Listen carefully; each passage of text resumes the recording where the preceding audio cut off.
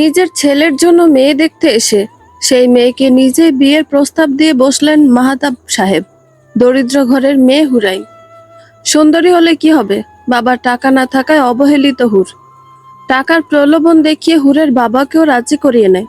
সেদিন হুর বুঝেছিল দরিদ্র হওয়ার শাস্তি কত কঠিন। মাহতাব সাহেব হুরের বাবা রুহুল মিয়াকে বললেন, আপনার আপত্তি না থাকলে আপনার মেয়ের সাথে কিছু কথা বলতে চাই। লোভে চকচক করছে রুহুল মিয়ার চোখ। পান খাওয়া দাঁতগুলো বের করে বলে, এর জন্য আবার অনুমতি লাগে? আপনার জিনিস আপনি কথা কন, যা খুশি করেন। পর্দার আড়ালে দাঁড়িয়ে হুরের নিজের বাবার কথাগুলো শুনে রাগে দুঃখে মরে যেতে ইচ্ছে করছে। মনে মনে বলছে, আত্মহত্যা বুঝি এজন্য হারাম করা হয়েছে, নাইলে আমার মতো কত অভাগী নিজের জীবন শেষ করে দিত। কওমি মাদ্রাসার মেসকাত জামাতের ছাত্রী হুর। বুঝ হওয়ার পর তার চেহারা বাহিরের কেউ দেখেনি। 5 ওয়াক্ত নামাজ পড়ে। হুরের চোখে টলমল করছে অশ্রু, তবে সে তা গড়িয়ে পড়তে দিল না। গড়িয়ে পড়ার আগে মুছে নিয়ে বলে, কাঁদতে হলে তোমার কাছে হাত তুলে কাঁদবো, দুনিয়ার সামান্য পরীক্ষায় কাঁদবো না। কারণ হাদিসে আছে, দুনিয়া হচ্ছে পরীক্ষার জায়গা, মুমিনদের জন্য দুনিয়া কারাগারের মতো। এসব ভাবনার মাঝেই কারো শক্ত পুরুষ কণ্ঠ কানে আসলো, আমি আসতে পারি? মাহতাব সাহেবের কথা শুনে হুর সরে দাঁড়ালো। হুরের পরনে একটা আধা পুরানো সুতির থ্রিপিস, মাথায় 2 পেস ওড়না দিয়ে ঢাকা, অতি সাধারণ একজন যুবতী। মাহতাব সাহেব এক পলক তাকালেন হুরের দিকে, তাকিয়ে বললেন, মাশাল্লাহ। হুর নিচের দিকে তাকিয়ে আছে। মাহতাব সাহেব বললেন, তোমাকে আমি আমার স্ত্রী হিসেবে গ্রহণ করতে চাই, এতে তোমার কোনো আপত্তি আছে? হুরাইন চুপ করে রইল। মাহতাব সাহেব আবার বলল, কিছু তো বলো। হুরাইন নিম্ন স্বরে বলল, আমার কোনো কথা নেই, বাবার কথাই শেষ কথা। হুর মনে মনে বলছে, নিজের হাঁটুর বয়সী একটা মেয়েকে বিয়ে প্রস্তাব দিতে আপনার লজ্জা করছে না? কথাগুলো দলা পাকিয়ে ভেতরেই রয়ে গেল, মুখ দিয়ে শব্দ হয়ে আর বের হলো না। মাহতাব সাহেব নিজের পকেট থেকে একটা বাক্স বের করে সেখান থেকে একটা আংটি বের করে। হুরকে বলল, তোমার বাঁ হাতটা দেখি তো। হুর না চাই তো হাতটা বাড়িয়ে দিল মাহতাব সাহেবের দিকে।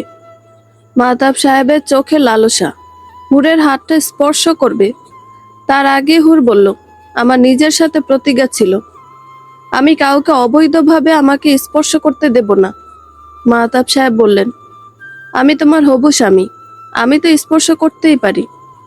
হুর বলল, আল্লাহ চাইলে অনেক সময় পাবেন, আংটি দিন, আমি পরে নিচ্ছি। হুর আংটি নিজেই পরে নিল। মাহতাব সাহেব চলে গেলেন। যাওয়ার আগে বৃষ্টি দাঁতগুলো বের করে বলে গেলেন, খুব তাড়াতাড়ি আমার বিবি করে নিয়ে যাব তোমাকে। হুর নিচের দিকে তাকিয়ে রইল, কিছু বলল না। মাহতাব সাহেব বের হয়ে যেতেই জায়নামাজ বিছিয়ে বসে পড়লে দুহাত তুলে মোনাজাত ধরে আল্লাহ তাআলার দরবারে কান্নাকাটি করল।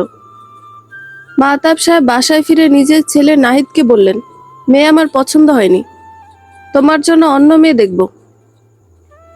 আমি তোমাকে বলেছি আমি বিয়ে করব, বিয়ে করার ইচ্ছে হলে তুমি বিয়ে করো, আমি করব না।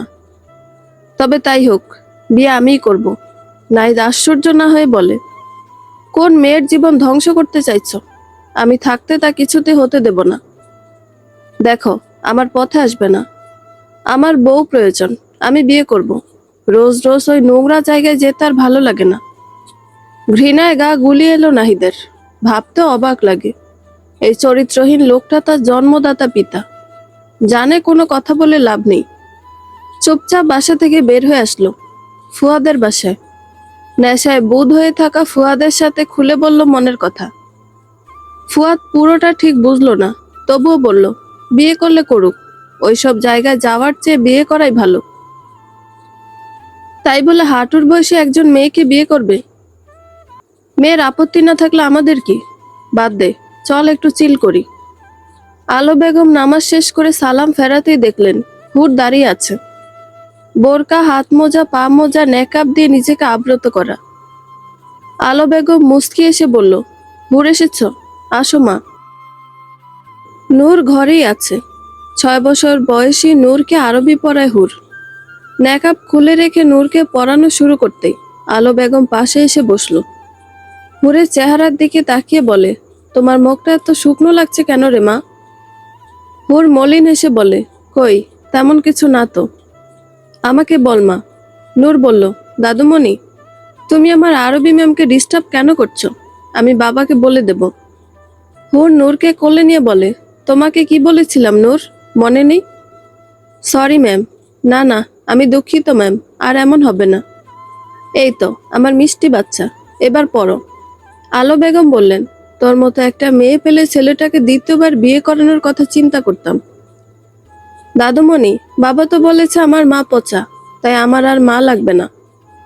মেয়েটা এত পাকা হয়েছে কি বলবো, কোনো কথা বলা যায় না ওর সামনে। তুমি ওকে পড়িয়ে আমার রুমে এসো। আলো বেগম চলে যেতে হুর মনে মনে চিন্তা করলো, ওই লোকের সাথে বিয়ে হওয়ার চেয়ে নূরের মা হওয়া শতগুণ ভালো। আবার নিজেই নিজেকে বলে, নফস আমাদের ধোকা দেবেই, তার বিরুদ্ধে লড়তে হবে। এসব ভাবা পাপ। আল্লাহ তাআলা নিশ্চয় উত্তম পরিকল্পনাকারী। তিনি যা ভেবে রেখেছেন সেটাই আমার জন্য উত্তম। নূর বলল, জানো আমার মা কি করেছে? হুর জানে নূর কি বলবে, মাঝে মাঝে এই কথা হুর বলে। এখন কিছু বলতে হবে না, মনোযোগ দিয়ে পড়ো। আমার মা আমাকে ঘুম পাড়িয়ে রেখে দরজা বন্ধ করে চলে গেছে। কত পচা আমার মা। আমি মা চাই না। তুমি কেন আমার মা হবে? মা মানেই পচা। বাবা বলেছে, আমি অনেক কেঁদেছি তো, মা আসেনি। হুর নূরের গালে হাত রেখে বলে, এভাবে বলতে হয় না নূর, এসব কথা আর কখনো বলবে না। এগুলো তো পচা কথা। আর আমি তোমার কে? আরবি ম্যাম। তাহলে আমাদের সম্পর্ক এটাই। নূর খুশি হয়ে বলে, হ্যাঁ ঠিক বলেছ। জানো বাবা বলছে আর মা আনবে না। বলেছি না এসব বলবে না। আচ্ছা নূর, কারোর সাথে দেখা হলে কি করতে হয়? কোনো মুসলিম ভাই বোনের সাথে দেখা হলে মিষ্টি করে আসসালামু আলাইকুম ওয়া রহমতুল্লাহ ওয়া বারাকাতু বলতে হয়। কারণ কি? কারণ হাদিসে এসেছে, আগে সালাম পরে কথা। খুব ভালো। তারপর কি করতে হয়? তারপর মুস্কি হেসে কুশল বিনিময় করতে হয়। কারণ মুস্কি হেসে কথা বলা সুন্নত। এই তো আমার ভালো মেয়ে, এবার আজ শিখবো খাবার খাওয়া সুন্নত। ঠিক আছে? হুম, ঠিক আছে। এর মধ্যে আলো বেগম হুরের জন্য খাবার নিয়ে আসলেন। হুর কিছু খাবার খেলো। আলো বেগম বলল, হুর তুমি আজ চলে যাও, আমার ছেলে তার বন্ধুকে নিয়ে বাসায় আসছে। হুর আলো বেগম আর নূরকে বিদায় জানিয়ে বাসা থেকে বের হলো। হুর রাস্তায় আসতেই ফুয়াদের চোখ পড়ল হুরের ওপর। পা থেকে মাথা অবধি কালো কাপড়ে আবৃত এক মানবী দেখে এক পলক তাকালো ফুয়াদ। হুর নিচের দিকে তাকিয়ে হেঁটে যাচ্ছে। ফুয়াদ নাহিদকে উদ্দেশ্য করে বলল, জানিস নারী মানে ছলনাময়ী, এদের ছলনা বোঝা বড় দায়। হুর বাসায় এসে দেখে বাসায় বেশ মানুষজন। হুরের বুকটা কেঁপে উঠল। আল্লাহ তাআলার প্রতি ভরসা রেখে ভেতরে প্রবেশ করলো। মাহতাব সাহেব, কিছু লোক আর কাজী নিয়ে হাজির হয়েছে। হুরের বাবা রুহুল মিয়া তার স্ত্রী সালমা বেগমকে বললেন, যাও মেয়েকে তৈরি করো। হুরের মা হুরের রুমে এসে চুপ করে দাঁড়িয়ে রইলেন। দুজনেই নিশ্চুপ। কিছুক্ষণ নীরবতায় কাটিয়ে সালমা বেগম বললেন, মারে, আমরা গরিব মানুষ, আমাদের কপালে এর চেয়ে ভালো কিছু আশা করাও ভুল। তুই যদি বিয়েটা করে নিস তাহলে তোর ভাইয়ের কিডনি পাল্টাতে পারবো, পোলাডারে বাঁচাইতে পারবো, তোর বড় বোন রে যৌতুকের জন্য ঘরে ফিরায় দিয়া গেছে, তারেও আবার তার শ্বশুর বাড়ি পাঠাইতে পারবো, তোর ছোট ভাইডারেও ভালো পড়ালেখা করাইতে পারবো। এখন তুই ক, তুই কি চাস? হুরের চোখ দিয়ে নীরব অশ্রু গড়িয়ে পড়ছে। নিজেকে সামলে নিয়ে বলে, মা, আমাদের ভাগ্য উপর থেকে ঠিক করা। যখন মাদ্রাসায় কালিমায় পড়ছি, ইমানে মুফাসসল সেখানে ছিল। ইমানে মুফাসসল, আমানতু বিল্লাহি ওয়া মালাইকাতিহি ওয়া কুতুবিহি ওয়া রুসুলিহি ওয়াল ইয়াউমিল আখিরি ওয়াল কাদরি খয়রিহি ওয়া শাররিহি মিনাল্লাহি তাআলা ওয়াল বাসি বাদাল মাউত। অর্থ, প্রথমত আমি ঈমান আনলাম আল্লাহ তাআলার উপর, দ্বিতীয়ত, ঈমান আনলাম তার ফেরেশতাগণের উপর। তৃতীয়ত, ঈমান আনলাম তার কিতাব সমূহের উপর। চতুর্থত, ঈমান আনলাম তার রাসূলগণের উপর। পঞ্চমত, ঈমান আনলাম আখিরাতের উপর। ষষ্ঠত, ঈমান আনলাম তাকদীরের উপর। তাকদীরের ভালো মন্দ আল্লাহ তাআলার পক্ষ থেকে হয়। সপ্তমত, ঈমান আনলাম মৃত্যুর পর পুনরায় জীবিত হওয়ার উপর। তোমাকে অর্থসহ শোনালাম, তার কারণ এখানে স্পষ্ট বলা আছে তাকদীরের ভালো মন্দ আল্লাহ তাআলার পক্ষ থেকে হয়, আর আমি এসবে পূর্ণ বিশ্বাস রেখেছি। তাই আমি এসব নিয়ে চিন্তিত না, চিন্তিত আমার আমল নিয়ে, কারণ একমাত্র ন্যাক আমল পারে ভাগ্য পরিবর্তন করতে। তোমরা তোমাদের যা ভালো মনে হয় করো। আমি আমার সৃষ্টিকর্তার ওপর নিজেকে শপথ করলাম। কথা শেষ করার আগেই মসজিদ থেকে মুয়াজ্জিনের মধুর কণ্ঠে আজান ভেসে আসতে লাগলো। হুর আজানের উত্তর নিয়ে বলল, তুমি আমাকে একটু নামাজ পড়ার সময় দাও। সালমা বেগম বললেন, ঠিক আছে মা, তুই নামাজ শেষ কর, আমি ওই বাড়ি থেকে তোর জন্য আনা কাপড়ের লাগেজ নিয়ে আসছি। সালমা বেগম যেতে যেতে ভাবলেন, তার মেয়ের বিশ্বাস কত মজবুত আল্লাহ তাআলার উপর, আর সে সামান্য বিশ্বাস রাখতে পারছে না, ভরসা করতে পারছে না। মনে মনে ঠিক করলো তার হাজবেন্ডের সাথে কথা বলবে এ বিষয়ে। হুট চোখের পানি মুছিয়ে নিয়ে জায়নামাজ পেতে নামাজে দাঁড়ালো। মাগরিবের ফরজ 3 রাকাত আর সুন্নত 2 রাকাত পরে আরো 6 রাকাত আওয়াবির নামাজ পড়ল। ফুয়াদ বাসায় প্রবেশ করতেই নূর এসে সুন্দর করে হেসে বলে, আসসালামু আলাইকুম। নাহিদও সাথে ছিল ফুয়াদের। ফুয়াদ নিজের পকেট থেকে চকলেট বের করে নূরের হাতে দিয়ে বলে, ওয়ালাইকুম আসসালাম। আমি জান। নূর বলল, আচ্ছা বাবা, তোমার মুখ থেকে দুর্গন্ধ কেন আসে? তুমি কি ব্রাশ করো না? নিজের মেয়ের কথা শুনে মাথা নিচু করে ফুয়াদ বলে, আমি জান, তুমি দাদুমণির কাছে যাও, আমি এক্ষুনি ব্রাশ করে আসছি। নূর কোমরে হাত দিয়ে বলে, দাঁড়াও বাবা। ফুয়াদ বলে, আবার কি হলো আমি জান? উফ বাবা, তোমাকে কতবার বলেছি বাসায় প্রবেশ করার সময় ডান পা দিয়ে বিসমিল্লাহ বলে প্রবেশ করবে। তোমার ম্যাম তোমাকে শেখায়নি? না আমি জান, শেখায়নি। কোনো ব্যাপার না আমি জান, আপনি তো আছেন আমাকে শেখানোর জন্য। এই আমি ঘরের বাহিরে বের হলাম, আর এই যে ডান পা দিয়ে বিসমিল্লাহ বলে প্রবেশ করলাম। এবার হয়েছে? হয়েছে হয়েছে। আচ্ছা বাবা, আরবি ম্যাম যদি আমার মা হয়, তাহলে সেও কি খারাপ মা হয়ে যাবে? সেও আমাকে ঘুম পাড়িয়ে রেখে চলে যাবে? নূরের কথা শুনে অবাক হলো না ফুয়াদ। তার মা মাসখানেক আগে থেকেই তাকে হুরের ব্যাপারে বলে আসছে। ফুয়াদ নূরকে কোলে তুলে নিয়ে সামনে হাঁটতে হাঁটতে বলে, আমি জান, আমরা তো ভালোই আছি তাই না? তাহলে আবার নতুন কাউকে কেন আনতে যাব? বাবা, তুমি তো জানো না, আরবি ম্যাম কতগুলা ভালো, ধরো একদম ক্যাডবেরির মতো ভালো, আবার সুইট। কি সুন্দর আমাকে আদর করে, কোলে নেয়। আচ্ছা, তুমি এখন যাও, পড়তে বসো, আমি তোমার সাথে পরে কথা বলবো। নূর চলে গেল নিজের রুমে। আলো বেগম আড়ালে দাঁড়িয়ে সব কথা শুনছিলেন।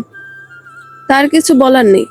খুব শখ করে নিজের বোনের মেয়েকে ছেলের বউ করে ঘরে এনেছিলেন। তখন ফুয়াদ ডাক্তারি পড়ে। ফুয়াদ বলেছিল, মা পড়া শেষ হলে আমি বিয়ে করতে চাই। ছেলের কথা সেদিন মেনে নিলে তার পরিবারে হয়তো এখন এই কাল নেমে আসতো না। ফুয়াদের ফাইনাল এক্সাম ছিল, পড়ালেখার চাপ ছিল প্রচুর। রাত দিন বইয়ের মধ্যে ডুবে থাকতো। এ নিয়ে বিথির ছিল নানা অভিযোগ। ফুয়াদ তাকে বলতো, আর কয়েকটা দিন, তারপর তো আমরা ঘুরতে পারবো, তোমাকে সময় দিতে পারবো। পরীক্ষা শেষ হতে ডিগ্রি অর্জন করতে ফুয়াদ পাড়ি জমে আমেরিকায়। নতুন বউ রেখে ফুয়াদেরও যেতে ইচ্ছা করছিল না। বিথিকে কত আদরে বুঝিয়ে রেখে গেল। বিথির গর্ভে তখন ছোট নূর বেড়ে উঠছে। এসব ভাবতে আলো বেগমের চোখ ভরে উঠল। নূর আলো বেগমকে বলতে লাগলো, দাদুমণি, দাদুমণি, এই দেখো আরবি ম্যামের ছোট ব্যাগ রেখে গিয়েছে, চলো এটা দিয়ে আসি। এটা আমার কাছে দাও, আর তুমি পড়তে বসো। কাল যখন আরবি ম্যাম আসবে তখন দিয়ে দেব, কেমন? আচ্ছা দাদুমণি, আমরা কেন যেতে পারবো না ম্যামের বাসায়? কারণ বাবা রাগ করবে এখন বাসা থেকে বের হলে। বাবা এত রাগ করে কেন? বাবা কি জানে না রেগে যাওয়া ভালো না? আলো বেগম জানেন, নূর প্রশ্ন করা শুরু করলে প্রশ্ন করতেই থাকে। তাই নূরের প্রশ্ন এড়িয়ে যে বলে, তুমি পড়তে বসো, আমি তোমার জন্য মিল্কশেক বানিয়ে নিয়ে আসি, সাথে একটা চিপস নিয়ে এসো। আচ্ছা তুমি যাও, আমি নিয়ে আসছি। আলো বেগম হুরের ব্যাগটা খুলে দেখলেন তাতে টাকা। আলো বেগম বেশ চিন্তিত হলেন। হুর টাকাগুলো তার থেকে চেয়েছিল, হয়তো খুব প্রয়োজন টাকাগুলো হুরের। এখন কিভাবে হুরের কাছে টাকাটা পৌঁছে দেবে, দাঁড়িয়ে সেই চিন্তায় করছিলেন আলো বেগম। ফুয়াদ এসে বলল, মা আমার ক্ষুধা পেয়েছে, খাবার দাও। আলো বেগম বললেন, টেবিলে আয়, দিচ্ছি। ফুয়াদ বলল, তুমি কি কিছু নিয়ে চিন্তিত মা? সেসব তোমাকে বলে লাভ নেই, তুমি খেতে আসো। আর হ্যাঁ, নিজে তো বিপদে গেছই, এখন নাহিদ ছেলেটাকেও বিপদগামী করছো। তুমি তো ভালো করে জানো আদিয়া নাহিদকে পছন্দ করে। আশা করি নিজের বোনের জন্য হলেও নাহিদকে তোমার পথে আনবে না। ফুয়াদ বলল, এসব চিন্তা বাদ দিতে বলো আদিয়াকে। আমি ওই পরিবারে ওকে কিছুতেই বিয়ে দিব না। আমি তোমাকে ইচ্ছের বিরুদ্ধে বিয়ে দিয়েছি, তাই এই ভুল দ্বিতীয়বার করব না। আমি চাই আদিয়াও নিজের পছন্দের মানুষকে বিয়ে করুক। এটা কিছুতেই হবে না, কারণ নাহিদের বাবা মাহতাব সাহেব নিজের হাঁটুর বয়সে একটা মেয়েকে বিয়ে করছে। এত নিচু আর ক্যারেক্টারলেস মানুষের বাসায় কিছুতেই নিজের বোনকে বিয়ে দেব না। আলো বেগম আর কথা না বাড়িয়ে খাবার দিয়ে নিজের রুমে যে বোরকা পরে নিচে এসে বলে, আমি একটু নূরের ম্যামের বাসায় যাচ্ছি, তুমি নূরের খেয়াল রেখো। নামাজ শেষ করে জায়নামাজ উঠিয়ে রাখতেই হুরের মা সালমা বেগম বললেন, এই নাও পেটিকোট আর ব্লাউজ পরে আসো। নূর বিনা বাক্যে সেগুলো নিয়ে ওয়াশরুমে চলে গেল। মাহতাব সাহেব দাঁত বের করে রুহুল সাহেবকে বললেন, একটা ফ্ল্যাট, আপনার ছেলের চিকিৎসা আর মাসিক খরচ সব ব্যবস্থা হয়ে যাবে। আপনার চাঁদের টুকরো মেয়েকে আপনি আমার হাতে তুলে দিচ্ছেন, আমি এতেই মহা খুশি। হুরাইনকে তার মা আর বোন মিলে সাজিয়ে দিচ্ছে। একটা মেয়ে ছোট থেকে ইচ্ছে থাকে বউ সাজার। সেই ছোটবেলায় মায়ের ওড়না অথবা গামছা দিয়ে বউ সাজার চেষ্টা করে মেয়েরা। খেলনা দিয়ে রান্না বান্নার খেলা খেলে। বিয়ে নিয়ে কত শত স্বপ্ন থাকে। হুরের সব স্বপ্ন আজ বৃথা। চোখের জল আটকে রেখে নির্জীব হয়ে বসে আছে। কথা ভেতর থেকে আসতে চেয়েও গলায় দলা পাকিয়ে যাচ্ছে। চিৎকার করে বলতে ইচ্ছে করছে, কেউ আমাকে মুক্ত করো। কেউ তো আল্লাহ তাআলার পক্ষ থেকে আমার জন্য আধার রাতের আলো হয়ে আসো। কিন্তু সেই চিৎকার নিচের ভেতরেই দাফন করছে হুর। মেয়ে মানুষ মানে হাজার কষ্ট বুকে চেপে মুখে শুকনো হাসি, তবে আজ হুরের মুখে সে হাসিও নেই। হুরের মা হুরের চুল বেঁধে দেওয়ার সময় হুর খেয়াল করলো হুরের পিঠে পানি জাতীয় কিছু পড়ছে। হুরের মা রুহুল মিয়াকে বলেছিলেন, দেহ আমাকে এতটুকু মাইয়াডারে এই বেড়ার লগে বিয়া দিও না, আমাকে ভাগ্যে যা আছে তাই হইব। আমার মাইয়াডার মুখের দিকে সাউন্ড যায় না। রুহুল মিয়া কপট রাগ দেখিয়ে বললেন, হারাটা জীবন কষ্ট করছি, যে একটু সুখের মুখ দেহার সৌভাগ্য হইছে অমনি হার সমস্যা শুরু হইছে। হনো হীরার মা, আমাগো মাইয়া সুখে থাকবো আর আমরাও সুখে থাকবো। মাইয়ারে বোঝাও, এই বেড়ার 55 বছর বয়স, আর কয় বছরই বাঁচবো। লাগলে তখন তোমার মাইয়ারা আরো ভালো পোলা দেখে বিয়া দিমু। তাও কোনো তিরিং বিরিং কথা কইবা না। যাও যাইয়া মাইয়ারে রেডি করো। হুর নিজের মায়ের হাত থেকে চিরুনি নিয়ে বলে, দাও আমি নিজেই বাঁধি। তোর জন্য কিছু করতে পারলাম না মা, তুই আমারে মাফ করে দিস। এভাবে কেন বলছো মা? সব সময় ধৈর্য ধরতে হয়, জানো না? নিশ্চয় আল্লাহ তাআলা ধৈর্যশীলদের সাথে আছেন, কোরআনের বাণী। তাহলে এতটুকুতে ধৈর্য হারা হলে হবে? আর কোরআনে তো বলেই আছে, কষ্টের সাথেই রয়েছে স্বস্তি। লাল টুকটুকে বেনারসি পরে বধূ বসে বসে আছে হুর। নিজের মনকে নিজেই সান্ত্বনা দিচ্ছে। মনে মনে স্মরণ করছে আল্লাহ তাআলার বাণী। অর্থ, যে ব্যক্তি আল্লাহ তাআলার ওপর ভরসা করে তার জন্য তিনিই যথেষ্ট। সূরা আত-তালাক, আয়াত নং 3। হুরের বোন হীরা, সেও চাইছে না বিয়েটা হোক। আবার প্রতিবাদও করতে পারছে না, কারণ বিয়েটা হলে সেও স্বামী সংসারটা ফেরত পাবে। জীবনে কিছু কিছু সময় আসে যখন মানুষ বড্ড স্বার্থপর হয়ে যায়। তখন শুধু মানুষ নিজের কথা চিন্তা করে, কাছের মানুষের আকুতি তাদের কানে পৌঁছায় না। হীরাও আজ সেই মানুষের কাতারে। নিজের ছোট বোনের জীবন নষ্ট হয়ে যাচ্ছে বুঝেও কিছু বলছে না। হুরের ছোট ভাই হারুন এসে বলে, কি মজা কি মজা, আজকে আপুর বিয়ে। 4 বছরের হারুন যদি বুঝতো বিয়ের নামে তার বোনকে কোন নরকে পাঠাচ্ছে, তাহলে হয়তো তার এই উচ্ছ্বাস থাকতো না। হুর আল্লাহ তাআলার ওপর ভরসা করে বসে আছে, কারণ সে জানে তার ভাগ্যে যা আছে তা হবেই। সালমা বেগম কাজ করার ফাঁকে ফাঁকে নিজের শাড়ির আঁচল দিয়ে চোখ মুছছেন। শত হোক, মায়ের মন তো কিছুতেই মানে না। তার হৃদয় তুফান বইছে, তবে তা আড়াল করার মিথ্যে চেষ্টা করছে। একমাত্র রুহুল মিয়ার মুখে লেগে আছে হাসি। তার যেন আজ ঈদ লেগেছে। মানুষ কতটা নিচু মানসিকতার হলে এমন জঘন্য কাজ করে বুক ফুলিয়ে চলে, সামান্য খারাপ লাগাও নেই। রুহুল মিয়া নিজের পান খাওয়া দাঁতগুলো বের করে হেসে হেসে বলে, কি গো হিরার মা, হুরকে রেডি করা হলো? সেই কখন থেকে কাজী সাহেব বসে আছেন। সালমা বেগম কান্না ভেজা কণ্ঠে বললেন, হ্যাঁ, শেষ হয়েছে। সালমা বেগমের কণ্ঠস্বর শুনে রুহুল মিয়া এসে বলে, জীবনে আমার সুখ শান্তি তোমার সহ্য হইল না। কতবার কইলাম মায়ারে বোঝাও, তার বদলে উনিই কান্দে। মাইনসে ঠিকই বলে, পাঠার কপালে সিন্দুর লাগে না। সহ্য হইতেছে না এত ভালো কিছু, যেমন কুকুরের পেটে ঘি সহ্য হয় না। এইসব নাটক বন্ধ করো, এখনই কাজী সাহেব বিয়া পড়ান শুরু করব। স্ত্রীকে কথা শোনানো শেষ করে হুরের কাছে আসলেন। হুরের পাশে দাঁড়িয়ে বলে, বাপ মায়ে সারা জীবন কালি তোমাগো লাইগা কষ্ট করব, আর যখন তোমাগো সুযোগ আইব কিছু করার, তখন নাটক শুরু করবা। এটা কি ঠিক? তুমি না মাদ্রাসায় পড়তাছ, তুমি তো জানো বাপ মায়ের খুশি রাখলে কত সওয়াব। হুর বলল, আমি তো কোনো অভিযোগ করিনি বাবা, তুমি অবশ্যই আমার খারাপ চাইবে না। তার চেয়ে বড় কথা, আল্লাহ তাআলা যা করেন বান্দার ভালোর জন্যই করেন। আমি মোটে মন খারাপ করিনি। রুহুল মিয়া হাসতে হাসতে বলে, কত লক্ষ্মী আমার মেয়েটা। আলো বেগমকে বের হতে দেখে ফুয়াদ বলে, তুমি এই সময় কেন যাচ্ছ? কাল সকালে দেয়া যাবে না ব্যাগটা? দেখো, তোমাকে বললে তুমি বুঝবে না, তাই তোমাকে বলতেও চাইছি না। আমি ছোট বাচ্চা না আম্মু, তুমি বললে অবশ্যই বুঝবো। শুধু এতটুকু শুনে রাখো, যার পকেটে টাকা থাকে সে টাকার প্রয়োজন বুঝবে না। মেয়েটা মাস শেষ হওয়ার আগে আমার থেকে টাকা চেয়েছে, তার মানে খুবই প্রয়োজন। তোমাকে এসব বলে লাভ নেই, তুমি খাচ্ছ খাও। খাওয়া শেষ হলে নূরের খেয়াল রেখো, আর নাহিদের হুঁশ ফিরলে ওকেও খেতে দিও। এই রাতে ওইদিকে তুমি কিভাবে যাবে? আমি যেতে পারবো, তোমাকে চিন্তা করতে হবে না। আমি চিন্তা না করলে কে করবে? আমি ছাড়া তোমার কে আছে? তুমি যদি আমার কথা এতই চিন্তা করতে, তাহলে আমার একটা ভুলকে ধরে রেখে এভাবে নিজের জীবন নষ্ট করে দিতে না। আমি তো ইচ্ছে করে এমনটা করিনি। দেখো আম্মু, আমি ভালো আছি।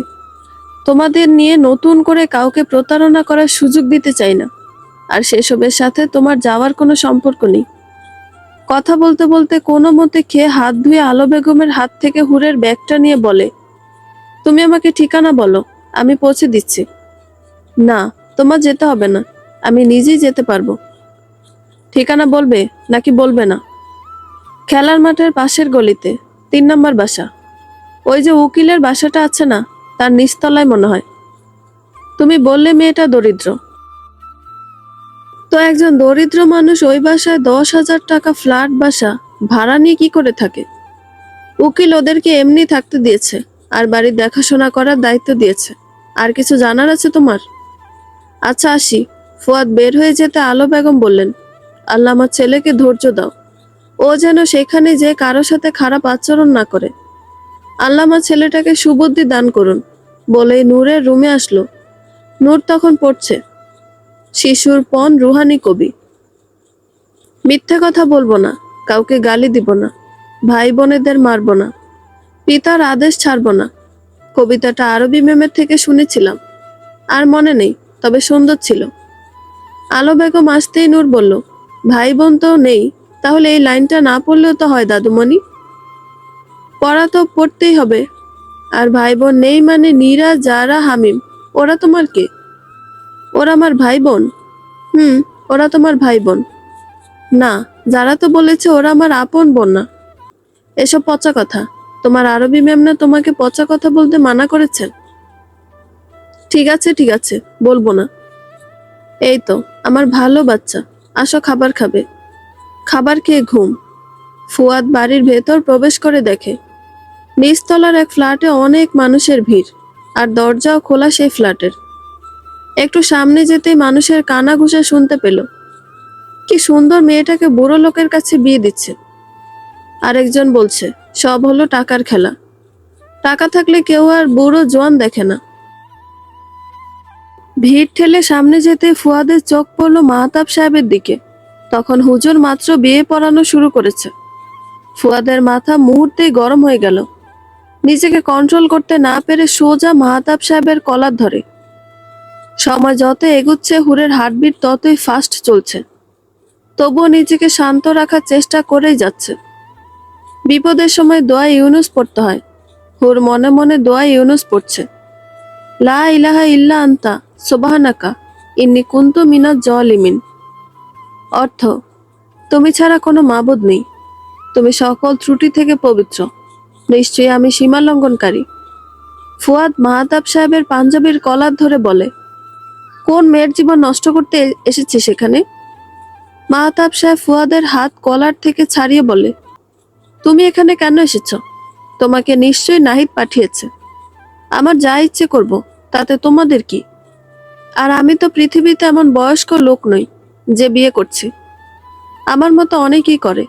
যাও, নিজের চরকায় তেল দাও। ফুয়াদ চিৎকার করে বলে, আমি জানতে চাই মেয়ের বয়স কত। যদি 24-এর উপরে হয় তাহলে আমি বাধা দেব না, আর নয়তো এই বিয়ে হতে দেব না। পুলিশ এনে আপনাকে গ্রেফতার করাবো। তোমাকে আমি এত সব কেন জানাবো? তোমাকে এসব জানাতে বাধ্য নই। আমি তো বিয়ে করবই, দেখি কে ঠেকায়।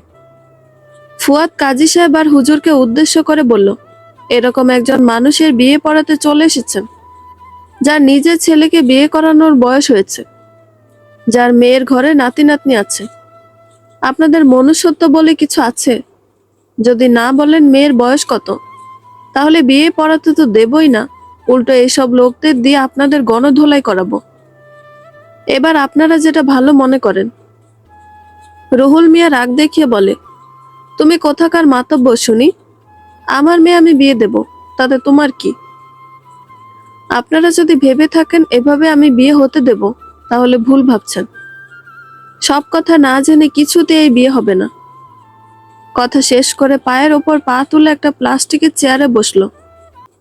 মাহতাব সাহেব উঠে এসে বলল, নিজের বোনের ভালো চাও তো এখান থেকে সরে যাও। আমার বোনকে নিয়ে আপনার চিন্তা করতে হবে না। আমার বোনের চিন্তা করার জন্য আমি আছি। এখন নিজের চিন্তা করুন।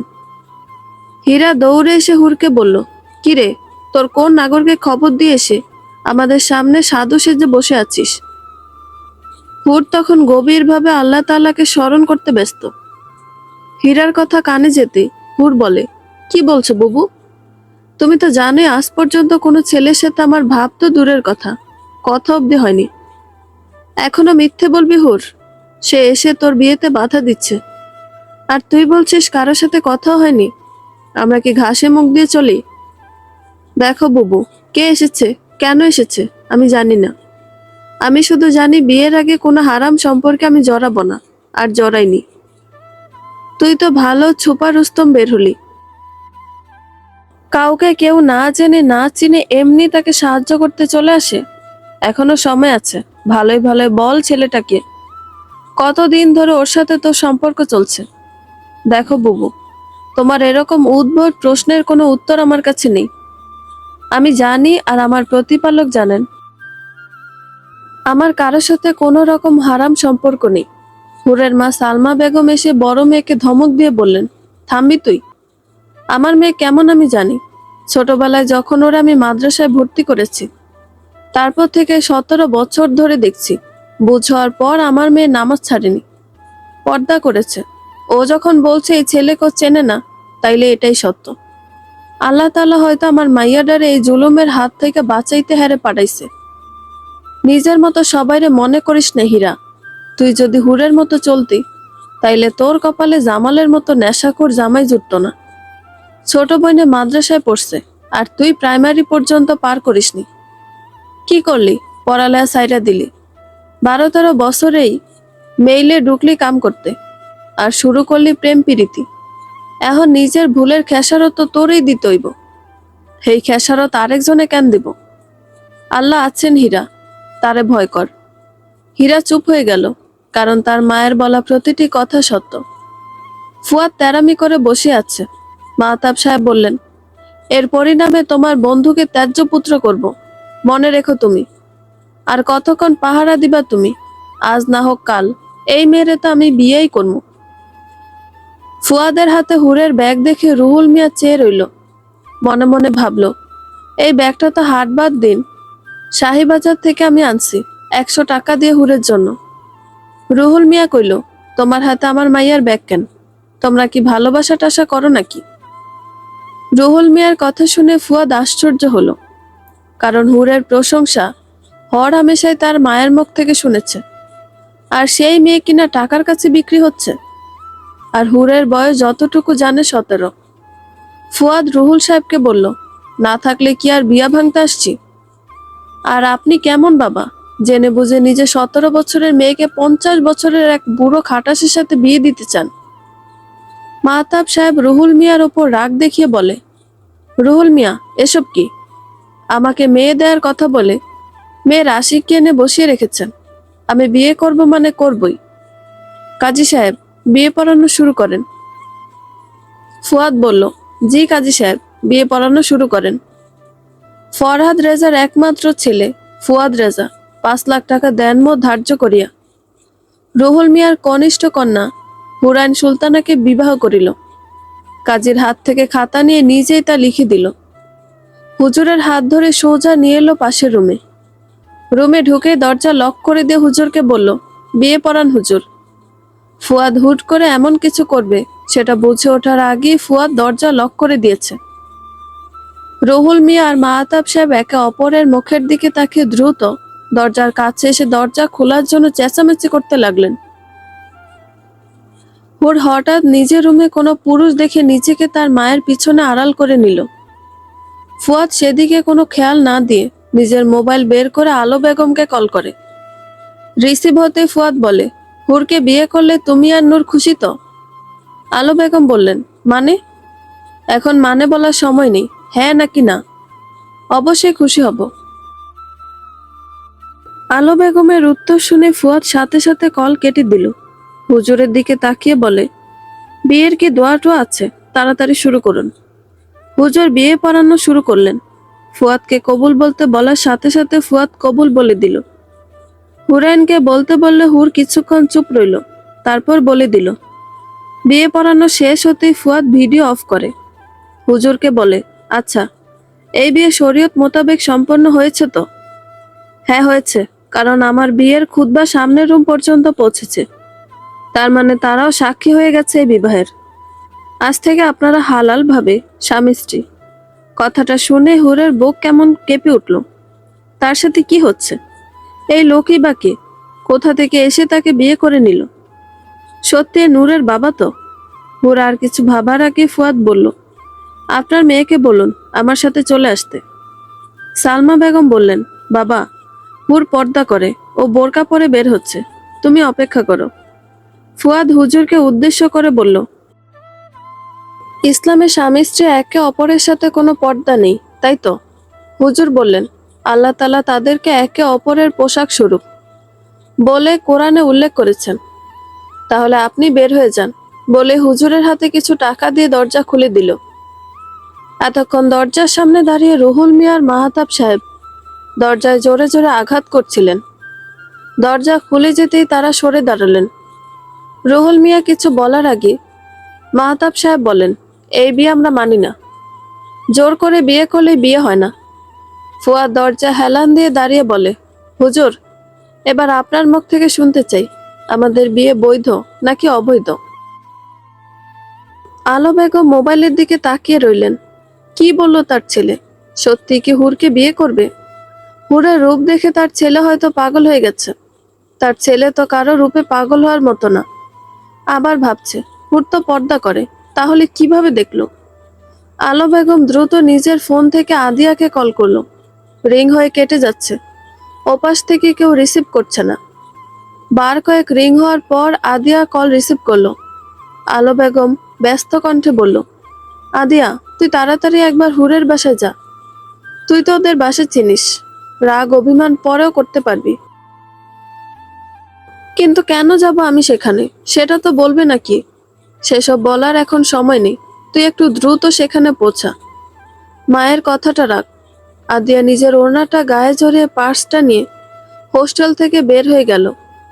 বাড়ি থেকে রাগ করে হোস্টেলে উঠেছে। আদিয়ার এখান থেকে যেতে প্রায় ঘন্টাখানিক সময় লাগবে। মাহতাব সাহেব বলে, দেখি তোর বিয়ে বৈধ বলে কি করে হুজুর? হুজুর কিছু একটা ভাবতে শুরু করলেন। কারণ হুজুর এটাও চাইছে না এই বুড়ো লোকটার সাথে মেয়েটার বিয়ে হোক। হুজুর চিন্তিত দেখে ভেতর থেকে হুর বলল, হুজুর আপনি যা ভাবছেন সেরকমটা নয়। এই বিয়ে সম্পূর্ণ বৈধ। ইমাম আবু হানিফা এবং তার অনুসারীদের মতে বিবাহের ক্ষেত্রে একজন নারী নিজেকে বিবাহ বন্ধনে আবদ্ধ করতে পারেন যে কোনো পুরুষের সাথে। সেক্ষেত্রে তার অভিভাবকদের অনুমতি শর্ত নয়। ছেলেদের ক্ষেত্রে তো কারো মতেই অভিভাবকের অনুমতি শর্ত নয়, কিন্তু অন্যান্য ওলামায়ে কেরামের মতে তিনি তার বিবাহের ক্ষেত্রে নিজের অভিভাবকের অনুমতিতে বিবাহ বন্ধনে আবদ্ধ হবে, নয়তো সাধারণভাবে তিনি বিবাহ বন্ধনে আবদ্ধ হতে পারবে না। কিন্তু যদি কোনো অভিভাবক তার উপর অবিচার করে অথবা যথাযথ পাত্র নির্বাচন করতে ব্যর্থ হয়, বা অভিভাবকের যে গুণ থাকা জরুরি সেসব না থাকে, তাহলে সেক্ষেত্রে তার জন্য বিবাহের অনুমতি রয়েছে। কালেক্ট শায়েখ আব্দুল্লাহ আল সুন্নাহ ফাউন্ডেশন। হুজুর মুস্কি এসে বলেন, আমি এই কথাটা বলতে চেয়েছিলাম।